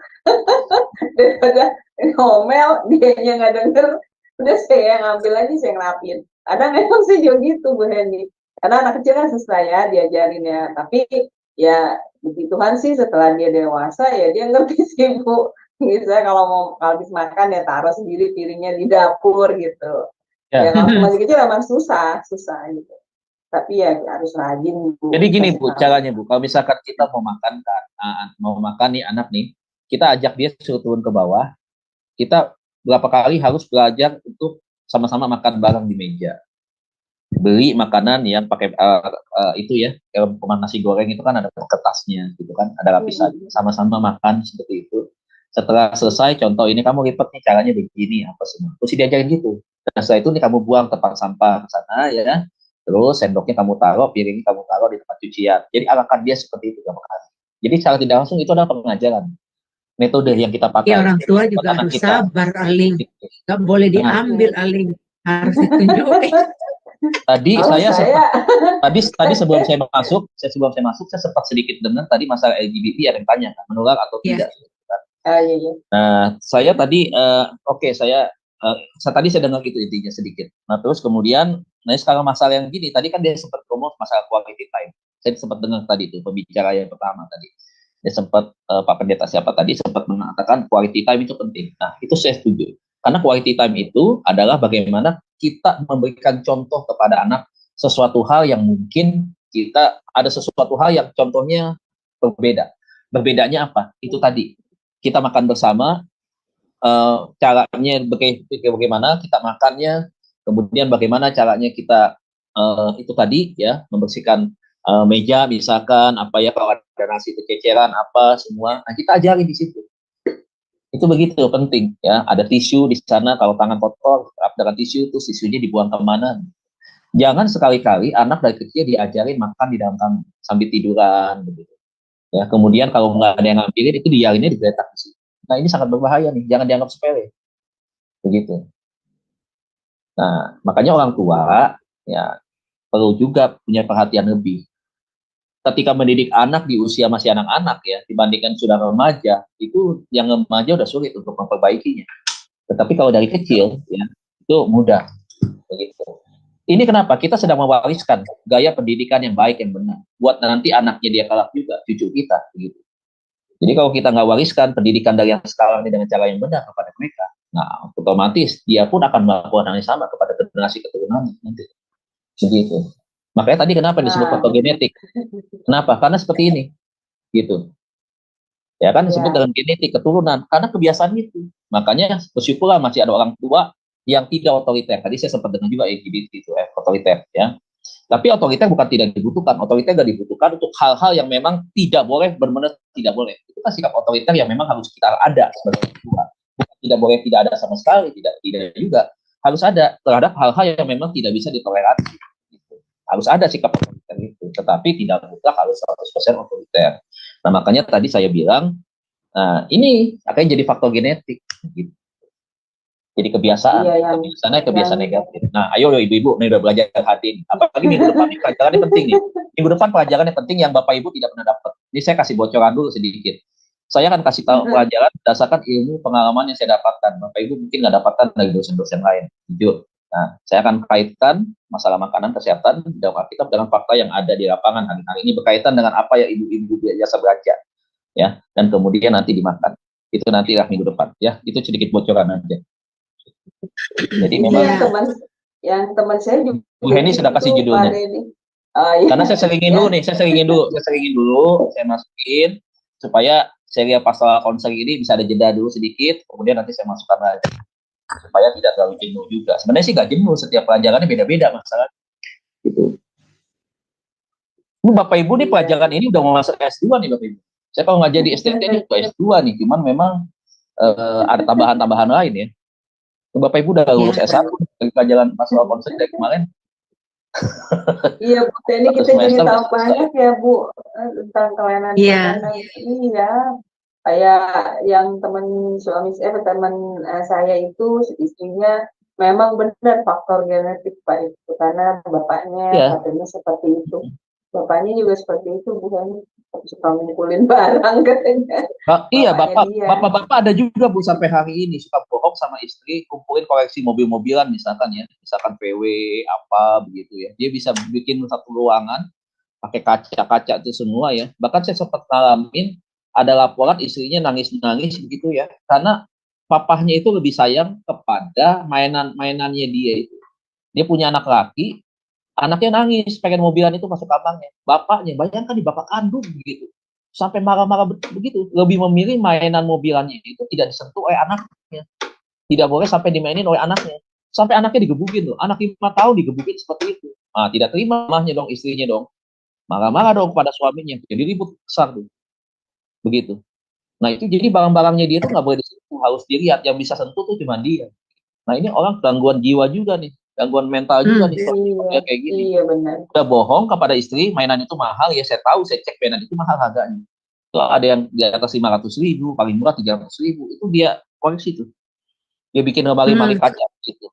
Bahkan lebih banyak di kamar itu dibandingkan di kamar istrinya. Ini parah nih kayak begini nih. Coba saudara bisa bayangin dah kalau punya pasangan salah satunya ya model kayak begini nih. Mungkin kita kalau kita belajar di Alkitab mungkin tidak ada tuh ucapan bahagia keluar dari mulut kita. Sedangkan Alkitab berkata berbahagialah orang ini, berbahagialah. Nah, pasangan yang kayak begini sulit untuk kita ngomong berbahagia. Repot. Betul. Iya. Barangnya sampai nggak boleh dipegang apalagi ya. Nggak boleh, dijual aja nggak boleh. Bayangin. Ban bekas aja, ban bekas itu nggak bisa dipakai tuh ban bekas. Yang mungkin dia nggak tahu kali nanti Lebaran Idul Fitri dia mau muter-muter doang ban satu komplek kali, ya. Dia nggak jual itu, dia nggak boleh jual. Itu ban Toyota Kijang Super dari tahun 90 itu masih ada tuh bannya. Dia jualan toko ban kagak, gitu. Itu ban udah pada botak, KWTA udah pada keluar, dia kumpulin itu di samping rumah dia itu, bayangkan aja Bu.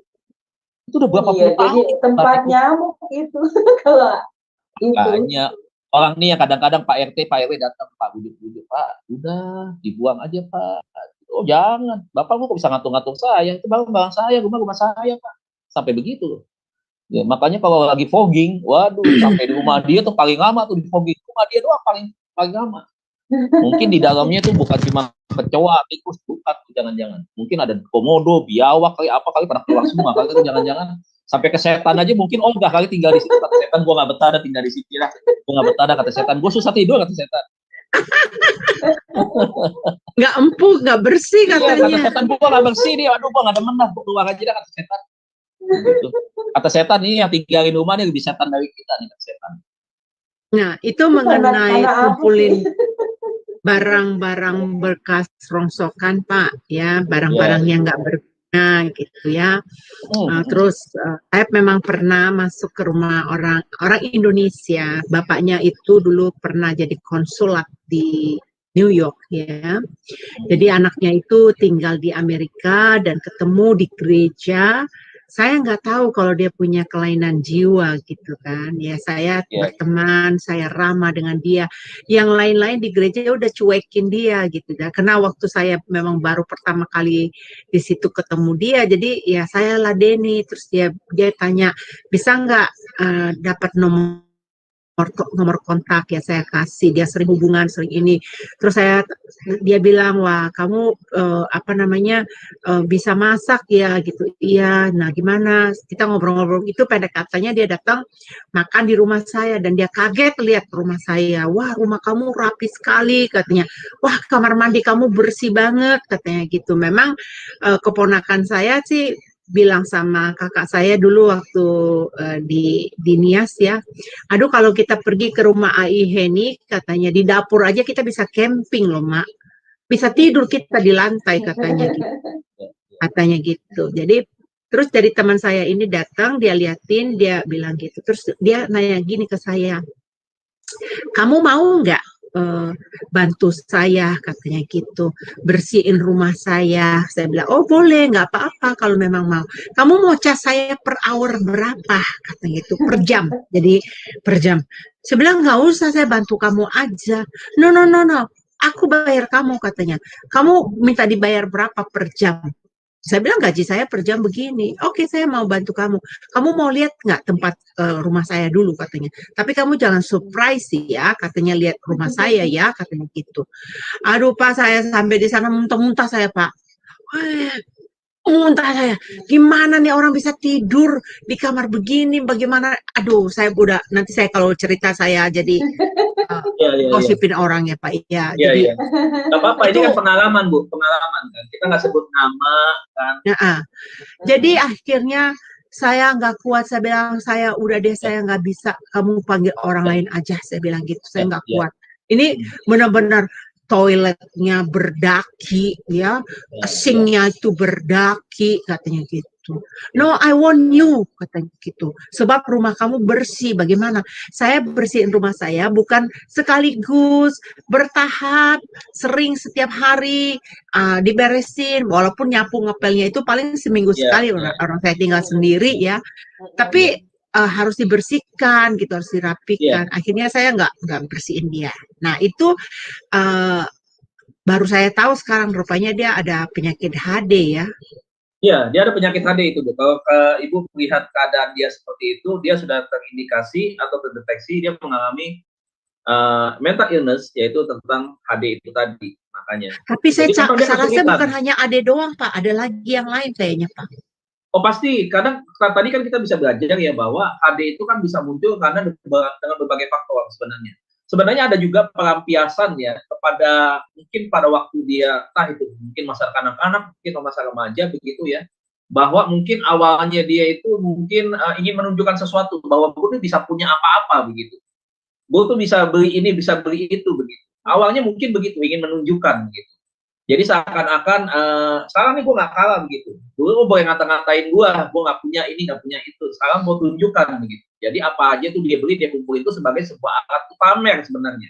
Bisa juga seperti itu. Nah mungkin saja bisa awalnya dari narsis, ya narsis sebagai narsistik begitu ya.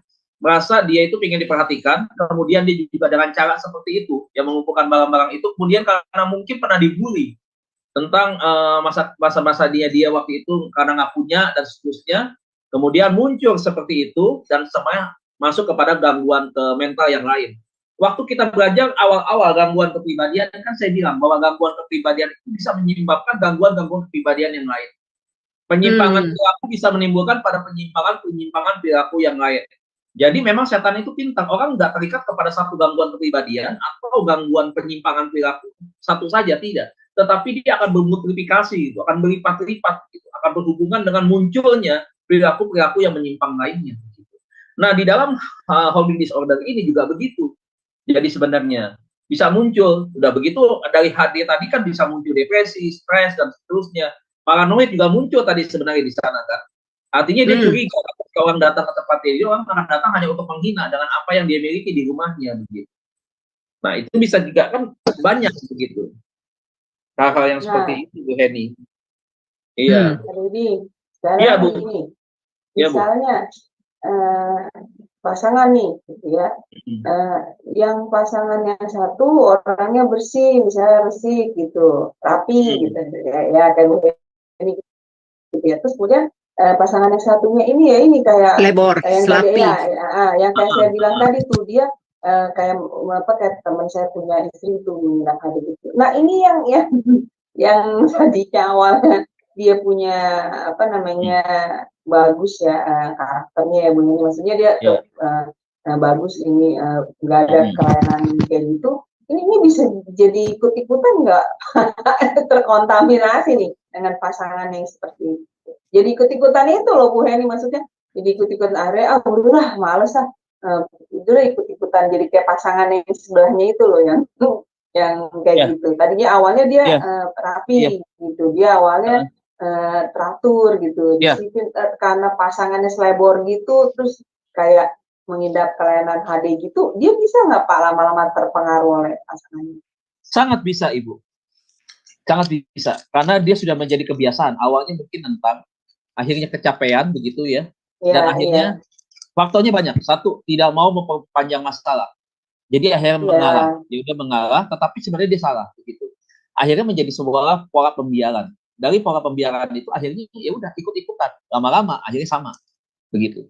Nah, ini makanya bisa terjadi begitu. Salah satu pasangan tidak mengidap HD, tetapi bisa membawa pasangan yang normal juga mengalami HD. Bisa terjadi seperti itu. Tapi bisa juga yang pengalaman HD, yang kena HD, pasangannya bisa membawa yang HD ini untuk sedikit-sedikit berubah, bisa. Yang ketiga, tidak bisa sama sekali sampai muncul kepada tingkat perceraian itu tadi. Jadi memang ada 3 alternatif seperti yang Ibu bilang tadi. Yang baik bisa ke bawah, tapi bisa juga yang baik bisa mempengaruhi yang tidak baik. Tetapi yang ketiga tidak bisa sama sekali, akhirnya berpisah. Alternatif jalan yang menurut mereka terbaik begitu. Jadi seperti itu. Iya Bu Heni, jadi tadinya itu orang pasangan yang ini tapi orangnya rapi, resik, karena berpasangan dengan yang ini orang gelo nih pasangannya Bu Heni ya, maksudnya kayak gitu. Dia karena nggak mau ribut, nggak mau ini kan, karena menyuruh orang yang punya kelainan HD itu kan sulit banget loh ya pada dia, untuk dia berubah dia tuh ya sulit. Nah karena nggak mau berantem, jadi ya itu pembiaran lama-lama yang baik ini bisa terbawa Ibu Heni, ikut jadinya sama yang Nah itu mengenai barang rongsokan. Bagaimana dengan ada pengalaman nih Pak, orang Indonesia menikah sama orang Amerika, tinggal di kota Pennsylvania. Suaminya meninggal duluan, jadi dia sebatang kara di sini nggak punya anak, dan akhirnya dia meninggal. Dengan dia meninggal itu rumahnya dijual, ya kan? Nah, kebetulan pembangun rumahnya itu orang Indonesia, developernya itu menikah dengan orang bangsa lain, seorang pemborong rumah yang memperbaiki rumah gitu. Nah, waktu saya berkunjung ke sana kemarin, waktu itu dia nunjukin nih rumah, katanya ini nih ruangan tamu. Waktu rumah ini nggak bisa jalan, berpail-pail barangnya, nggak bisa dibongkar, terpaksa dipanggil tukang truk apa itu untuk mindahin barangnya, diemptiin karena masih ditawarin ini ke orang lain kan, mau dijual kan ceritanya. Nah, waktu dibongkar Pak barang-barangnya, itu bukan barang-barang yang murah Pak di dalamnya. Jewelry. Kalau dia pergi ke negara mana dia beli Pak, mahal itu Pak, asli emas. Ada yang permata, terus nanti kipas, ntar apa pokoknya souvenir bukan barang-barang yang murah, souvenir yang mahal gitu. Nah itu bukan barang rongsokan, tapi dipail sama dia jadi rongsokan. Kayak baju batik tulis, batiknya mahal, batik tulis itu dipail aja sama dia. Bagus barangnya, bukan barang-barang krecek-krecek begitu, enggak, barang-barang mahal. Nah itu gimana tuh Pak? Itu masih HD? Iya Bu, jadi tidak selalu itu barang rongsokan. Bisa juga itu barang-barang yang memang punya nilai, punya kualitas begitu. Tetapi tentunya tadi ada latar belakangnya kan, kenapa dia seperti itu ya. Karena mungkin itu tadi, karena ada sejarahnya. Jadi dia sayang untuk dijual sebenarnya. Sebenarnya barang itu berharga begitu. Sebenarnya ketika dia berpikir bahwa kalau dia pakai, dipergunakan itu mungkin nggak semua ya, mungkin ya, hanya beberapa begitu. Kelihatannya dia koleksi Pak, bukan dia mau pakai, dia kolektor, dia koleksi. Kayak piring-piring Jepang, yang mahal, itu mahal kan, itu harganya mahal. Jadi makanya barang yang dipindahin itu bukan barang-barang rongsokan, barang-barang berkualitas dan valuable gitu loh Pak. Kalau itu nggak termasuk ke kolektor barang-barang mahal yang termasuk memang di dalamnya itu punya nilai jual tinggi dan itu umum. Misalkan itu tadi ya, misalkan jam-jam kuno, jam-jam antik begitu ya, itu beda. Tetapi apakah dia jual nggak sekarang? Gitu. Enggak dia jual, dia udah mati Nah, Pak, itu dan meninggal. sayang, harusnya dijual. Kan begitu kan. Iya, Dijual. jadi uang. Karena kalau biasanya kok kolektor itu kan dia cari uang sebenarnya kan. Dengan barang-barang yang tua itu dia jual, dia beli, kemudian dijuali dengan harga yang mahal. Kemudian dia cari lagi. Kalau kolektor kan begitu kan. Dia tetap jualan sebenarnya, bisnis sebenarnya dengan barang-barang seperti itu. Nah, kalau dia simpan Iya. seperti itu ya itu berarti memang dia terindikasi ada jalan ke sana. Itu karena sayang barang tadi, karena berkaitan dengan Ya sejarah. dia suka traveling Pak. Jadi kalau dia pergi mampir ke negara mana, apa yang bagus dia beli gitu Souvenir, ya. Tapi makanan bukan gitu. belinya kayak orang tuh, maaf ya Pak ya, Murah. datang ke sini tuh beli kaos New York yang harganya $5 gitu, Iya, yang iya. $10 gitu harganya Iya, gitu, iya. barang-barang murahan. Itu yang dibongkar itu sampai dia ada teman saya dikasih, ini dikasih katanya sama orangnya, dikembalikan katanya. Wih, saya bilang bagus itu permatanya, saya bilang asli. Iya asli, bisa ribuan jualnya itu, saya bilang. Waduh, saya bilang itu ibu kasihan amat. Kok Iya. saya nggak kenal dia waktu itu ya, kok udah meninggal aja. Warisannya banyak ya Bu. Iya, iya. Warisan barang berharga. Oh berarti Pak Dedi yang dimaksud dengan orang hadis ini dia menumpuk barang-barang yang tidak berguna gitu ya Pak ya. Tidak dia Jadi, pakai gitu ya Pak ya. Mungkin apa Iya. Yang kayak tidak dia. ditumpukin barang-barang itu, kemudian juga barang-barang itu Berarti pada saya dipakai. HD dong Pak. Itu banyak di laci plastik-plastik. Bukan begitu Bu Eni, ada itu. Mungkin kayak teman saya itu loh Bu yang saya bilang dia udah beli, misalnya dia udah beli sabun mandi, udah banyak nih Bu, besok ada lagi diskon dia beli lagi, terus besok ada lagi dia beli lagi, nah kayak gitu Bu, gak berguna kan. Karena saya pengen ngeliat gini sama suami, saya bilang kenapa nggak suruh istrimu buka toko aja, saya bilang toko jualan, karena dia demen ngumpulin kayak gitu, mendingan dijual, gitu kayak gitu Pak Randy. Iya kan. Apakah itu berkaitan dengan orang pelit, Pak? Oh enggak Bu, enggak pelit Bu. Pelit bagaimana itu? Kan kadang-kadang orang yang seperti itu. Oh barang-barang Kan bekas saya yang begitu. dibuang, Pak. Saya Hah? bilang entah kalau mau dipakai lagi saya yang dibuang. Iya dia kalau udah pakai barang 30 tahun mau pakai di zaman sekarang Bu. Dia ya mau udah kembali enggak ke ya, zaman Pak. dulu. Benar. Ya kan nggak mungkin Bu, begitu. Mau pakai baju ya 30 tahun yang lalu, masih zamannya Rincing Sia masih muda, sekarang mau pakai, nggak mungkin. Dia main begitu, dia pakai baju kayak begitu, kan dia aneh sendiri di zaman sekarang. Iya. Enggak Coba Pak, sekarang. saya enggak aneh Pak pakai baju 20 tahun yang lalu. Ya kalau misalkan ada komunitas yang memang kembali kepada masa-masa yang tahun 80-an, misalkan kayak begitu, dengan gaya pakai celana cutbray, sekarang juga masih ada kan beberapa komunitas seperti itu, di momen-momen tertentu begitu. Iya benar. Nah, kalau itu kan sepertinya memang budaya seni menjaga sesuatu yang memang dulu pernah ada di Indonesia begitu kan. Tetapi kan tidak setiap hari dia kerja kemana pakai celana cutbray terus begitu. Pakai baju koboi yang pinggangnya kecil-kecil sempit begitu. Kan nggak mungkin Bu, gitu. Dia akan aneh sendiri. Dan kalau dia pakai sendiri ya itu berarti dia ada sesuatu yang mungkin ada ke sana. Tetapi kalau dia bergaul dengan komunitas yang juga pada hari itu pakai pakaian itu yang sama, itu kan nggak bisa dikatakan dia mengalami HD, gitu nggak bisa. Nah, itu tapi Ibu ini mandi kan setiap hari.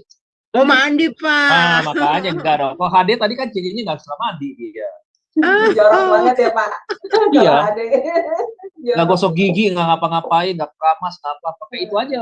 Minyak wangi, minyak angin. Nah itu tadi barang rosokan, barang yang bervalue mahal. Bagaimana dengan orang yang stok makanan banyak Pak? Jadi sama aja Bu, kalau dia nggak makan Bu, makanan kaleng bekas 2 tahun yang lalu sampai expired begitu dia. Sama ya. Sama. Sayang karena merasa sayang begitu. Padahal itu makan memang untuk dimakan. Dijual di supermarket untuk makan, ada expirednya. Ngapain dia kumpulin? Toh minggu depan juga keluar lagi, 2 bulan lagi juga ada lagi, tahun depan juga ada lagi. Dia suka sarden juga besok 1 bulan juga nggak habis, masih ada lagi dia jual. Begitu ngapain? Kalau saya, Pak, kayaknya sampai bulukan gitu ya Pak, makanan itu disimpenin ya, dibeliin disimpenin apa? Saya lagi berpikir ini Pak, apakah karena tabiat atau penyakit ya? Penyakit karena itu, dulu penyakit ya Pak. Penyakit itu. Kejiwaannya terganggu udah. Makanya tadi kan saya bilang bahwa kalau mereka sudah kena, kita ada gejala-gejala HD gitu kan cepat medis harus nanganin. psikiater harus tanganin itu. Harus minum jadi nggak obat bisa, ya, Pak? Karena gini nggak Bu, bisa. setan aja Bu, setan aja kan itu kan dia senang tempat yang bersih ya. Heeh, Kalau kita lihat Alkitab, kan iya. buktinya lihat, ketika rumah itu sudah bersih, artinya tubuh orang yang sudah dilepaskan, ya kan, Dia ketika sudah masuk. bersih, tetapi dia lengah lagi, setan kan masuk cepat-cepat. Artinya setan kan senang-senang tempat yang bersih, begitu kan, kok dia diamin, begitu.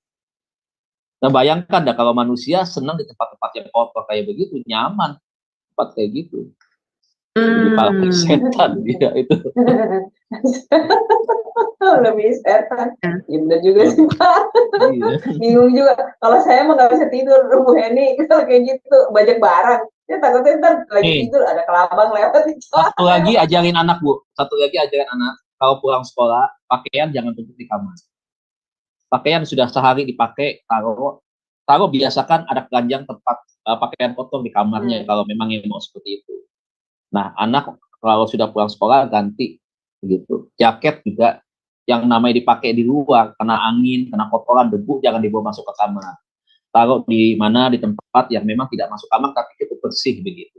Nah 2 hari sekali harus diganti, dicuci begitu. Nah jangan biarkan anak menumpukan pakaian di dalam kamar begitu. Terus mamahnya juga nggak langsung ambil begitu dan tidak pernah mengajarkan anaknya, nak pakaian kotor di sana, kamu ganti pakaian turun taruh ya di mesin cuci atau bagaimana. Nah kebiasaan ini akan begitu juga tuh, bisa berdampak juga kepada anak. Wah, Dan nanti itu kalau apalagi nggak ganti pakaian, malas ganti pakaian. Nih anak perempuan, anak laki-laki, malas mandi ya, malam juga malas bersih-bersih, malas gosok gigi, malas apa ya itu bisa kena. Begitu. Ini jadi penyakit HD ini orangnya berarti nggak rapi ya Pak ya? Nggak rapi, malasnya bukan main Bu. Aduh malasnya dibilang ini. Sekarang mungkin ini penyakit lain kali ya Pak ya. Saya chef, saya masak di orang keluarga Chinese ya Pak ya.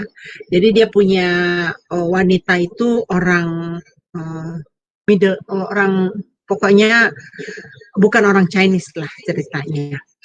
Jadi satu waktu pembantunya bilang sama saya gini, Heni, kamu bisa bantu saya nggak? Kenapa? Ayo katanya, kamu bantu saya ke sini, saya mau butuh bantuan kamu. Saya nggak apa-apa, saya bilang masuk ke kamarnya yang punya rumah. Katanya oke, come katanya. Aku datang. Wih kaget saya Pak, itu kamar. Saya bilang ini bener kamar, saya bilang gitu. Iya, this is katanya master bedroom, katanya kamar utama, katanya gitu. Waduh Pak, aduh, kolor perempuan, kolor laki, semua udah kayak bendera, semua kemana-mana, baju apa semua mainan, toys-nya semua ada, semua berantakan. Saya bilang ini benar-benar. Terus saya masuk sampai ke kamar mandinya. Kamar mandi, saya bilang, this is the bathroom, somebody living here, ada orang tinggal di sini. Iya, mereka tinggal sini. Waduh, saya bilang gini, terus kamu mau ngapa suruh saya apa? Saya bilang gitu. Dia bilang, tolong geser ini, bantu saya geser ini, karena saya mau bersihkan ini di belakang ini, karena mau cari sesuatu barang yang katanya disuruh cari, katanya gitu. Jadi saya bantulah nyari. Saya keluar. Nah itu bagaimana Pak? Saya lihat karena waktu saya itu dia datang, dia bersama mandi, yang perempuan mandi Pak. Kan Bapak tadi tanya sama saya, Bu Heni mandi nggak? Mandi saya. Nah, kalau itu juga perempuan itu mandi Pak. Terus laki-laki itu juga mandi. Nah ya, itu kalau yang udah parah kan nggak mandi, itu kan tingkat yang kelima. Tapi kan kalau itu di bawah itu kan ada yang memang tetap mandi. Tapi ya dia sudah, pokoknya tadi lihatin ciri-cirinya itu dia. Ada gak ciri-ciri ke sana begitu. Tapi kalau dia nyaman dengan sesuatu yang sifatnya itu tadi ya, sesuatu yang berantakan, sesuatu yang kotor, pakaian udah kotor tuh seminggu lebih nggak dicuci, begitu dia main begitu aja dan dia nyaman, tenang begitu. Nah itu orang udah ada sesuatu yang beda Bu, sesuatu yang tidak dikatakan masuk sesuatu hal yang cukup mengkhawatirkan, masuk di dalam arah ke HD tadi begitu. Oh masih termasuk HD itu ya? Ya, tapi memang bisa berkaitan juga dengan orang yang cuek, masa bodoh. Tetapi masa bodoh juga nggak mungkin karena orang yang pasti nggak nyaman, Begitu. Apakah karena mereka sudah mereka pemakai sih Pak, saya tahu. Karena di dapur ada yang putih-putih itu memang dia bilang sama saya don't touch, jangan sentuh katanya. Terus ada seluling-seluling kayak gitu. Jadi mereka pemakai drug itu. Apakah karena efek dari pemakai drug itu jadi kesadaran mereka bisa jadi bisa, Bu. Ya, bisa menimbulkan fantasi-fantasi atau halusinasi gitu ya. Ada obsesi-obsesi tertentu di dalam dirinya dia berkaitan dengan itu tadi ya. Masalah-masalah pemakaian obat itu tadi. Ya kan orang kan kalau nge-fly kan juga begitu kan. Seneng begitu kan. Jadi pikirannya kemana-mana begitu. Nyaman, tenang begitu katanya ya. Soalnya ya nggak pernah pakai obat sih. Ya, saya. Tapi begini Bu, biasanya juga ada juga orang yang HD, tetapi sebenarnya dia bukan HD. Contohnya orang yang terikat dengan kuasa okkultisme, misalkan kalau dia terlibat misalkan untuk mencari kekayaan ya, kalau bahasa-bahasa di Indonesia kan banyak ya, ada disebut dengan muja, nyumpang, apalagi lah segala macam. Itu persyaratan misalnya. Ada yang memang tidak boleh mandi, tidak boleh kena air, gitu kan. Jadi artinya penampilan tubuh dia harus jorok, harus kotor, gitu kan. Itu ada juga yang begitu. Iya, ada gitu. Ngajen itu. Ada juga ada juga. Nah, mungkin awalnya normal ya, tetapi karena dia terlibat dalam okkultisme, ingin cari kekayaan, pesugihan seperti itu ya, ada pantangan-pantangan tertentu yang harus seperti itu, maka dia akan ikuti seperti itu. Tetapi lama-lama justru dari pengaruh itu, okkultisme itu dia juga bisa berdampak kepada kehidupan alam nyatanya dia. Begitu. Alam nyatanya apa ini tadi? Dia akhirnya mengalami gangguan HD itu tadi. Bisa terjadi seperti itu. Wow. Jadi pada ini nggak bisa dibilang ya, Pak, kalau ada orang lain gitu harus diobati sebenarnya ya Pak. Oh iya itu dia. Makanya itu Bu, anak-anak kita harus dibiasakan tadi yang tadi saya katakan, pakaian kotor juga ya. Kemudian ya itulah pokoknya sesuatu yang berkaitan dengan kebersihan ya. Itu harus. Mama juga harus kasih contoh kan, kebersihan kamar, mungkin ngepel, ajarin anak juga untuk ngepel. Barang-barang yang bukan pada tempatnya tidak boleh diletakkan begitu aja, harus ditaruh tempatnya. Mana barang yang penting, mana barang yang berbahaya, mana barang yang seringkali dibutuhkan. Jadi kamu tahu tempatnya. Semua diajarin atur tetapi televisi kalau sudah tonton kamu matikan ya, remote-nya di sini, di mana remote-nya taruh lagi. Kipas angin juga demikian. Kalau kamu mau pakai, setelah kamu pakai, kamu berangkat sekolah, kipas angin matikan dulu. Itu sesuatu yang baik. Keteraturan, ketertiban, kebiasaan yang baik itu dilatih dari anak-anak. Dilatih dari anak, maka akan menjadi satu kebiasaan yang baik. Kan selalu saya bilang, kebiasaan negatif ataupun positif itu dimulai dari sesuatu yang, kalau yang negatif, sesuatu yang salah, kemudian dibiarkan, ada pola pembiaran, akhirnya menjadi sesuatu yang negatif, dan itu menjadi kebiasaan. Kalau sudah menjadi kebiasaan, itu sulit diubah. Nggak segampang seperti yang kita mau. Ya, yang positif ketika kita latih, gitu, kita biasakan, dia akan terbiasa, maka hidupnya akan tertib, dia akan punya sikap-sikap yang baik, ya pola kehidupannya bagus begitu. Nah itu, jadi sesuatu yang dibiasakan akan menjadi sebuah kebiasaan. Iya baik.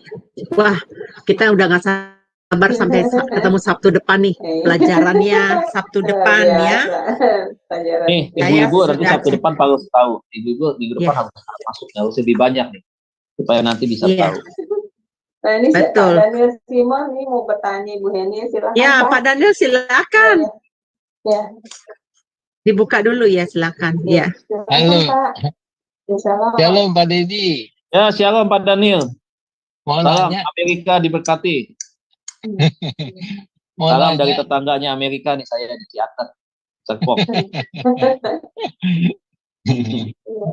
Mau nanya itu HD itu ya emang nggak bisa diobati sama seorang psikolog?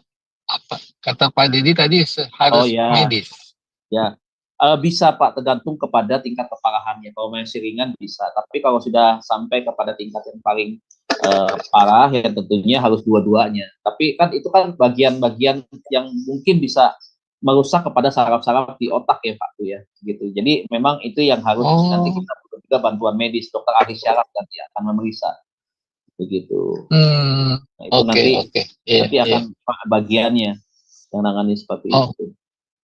Tapi puji Tuhan kita semua ini memang Tuhan tuh baik ya. Kita ini semua terpelihara dengan baik, tubuh jiwa kita ini semuanya bagus gitu. Makanya kasihan kepada mereka tuh Pak yang seperti itu. Bisa Pak, bisa Pak, bisa nanti dicek dulu. Tapi jangan lupa, saya selalu libatkan, boleh libatkan psikolog, kemudian psikiater kalau memang psikiater perlu menangani begitu ya, karena nanti dia akan lebih tahu kan dari sisi medisnya gitu kan, faktor-faktor itu tadi, apakah ada kerusakan di otak, sel-sel saraf di otak atau tidak gitu kan, karena kategori beratnya itu kan tadi kan kita bisa melihat kan gejala-gejalanya tidak wajar. Nah kemudian jangan lupa sisi pastoralnya masukin. Gitu. Betul. Ya pastoral emang segala sesuatu kan mungkin ya untuk Tuhan ya. Betul, Pak. Sangat mungkin. Iya. Ya, terima kasih Pak Dedi, Tuhan berkati. Tuhan berkati Pak. Thank you. Terima kasih untuk partisipasinya Pak Daniel. Ya, baik. Sama-sama nih, terima kasih. Ya. Nah, baik, sepertinya sudah cukup ya Ibu Nini. Ya. Ini juga sudah sudah mau jam. Sudah malam. Ya. Oke, kita akhiri. Sepertinya gini, sepertinya besok nih Bu Ali dan Bu Heni kayaknya akan keliling nih ke rumah temannya, akan cek siapa yang hadir. Akan kunjungan. Habis itu ceramah ya Bu. Ceramah kita Bu. Iya, Pak Daniel udah mungkin akan ngecek nih siapa nih teman-teman yang hadir. Siapa tahu ketemu Jamal tadi. Ya baik, terima kasih Pak Dedi untuk materi. Tapi tadi saya lihat ada 21 orang. Tapi tadi saya lihat ada 21 orang nih partisipannya. Sekarang 19. Iya, udah pada tidur. Kemana yang 2 itu tuh? Udah tidur kali Pak. Oh, udah tidur itu ya. Iya. Oke Pak, baik kita tutup kelasnya. Pak Dedi tolong closing statement, habis itu pimpin doa untuk kelas kita ya Pak ya. Silakan. Ya, terima kasih. Closing statement saya malam hari ini adalah ketika kita bicara soal HD, maka kita bicara tentang bagaimana kita bisa menjaga hidup. Ya, menjaga hidup itu adalah kita memulai dari lingkungan terkecil kita, keluarga, kemudian baru kita interaksi dengan masyarakat, kemudian setelah itu jangan lupa di tengah-tengah interaksi kita dengan keluarga dan masyarakat, kita harus punya interaksi kita dengan Tuhan. Karena dari Tuhan itulah muncul hikmat, dari Tuhan itulah muncul segala macam kebaikan yang dinyatakan bagi kita. Dan oleh sebab itu kita boleh pintar, kita boleh melayani, kita boleh cerdas di dalam banyak hal, tapi jangan lupa bahwa kita perlu Tuhan di dalam menjalani kehidupan ini.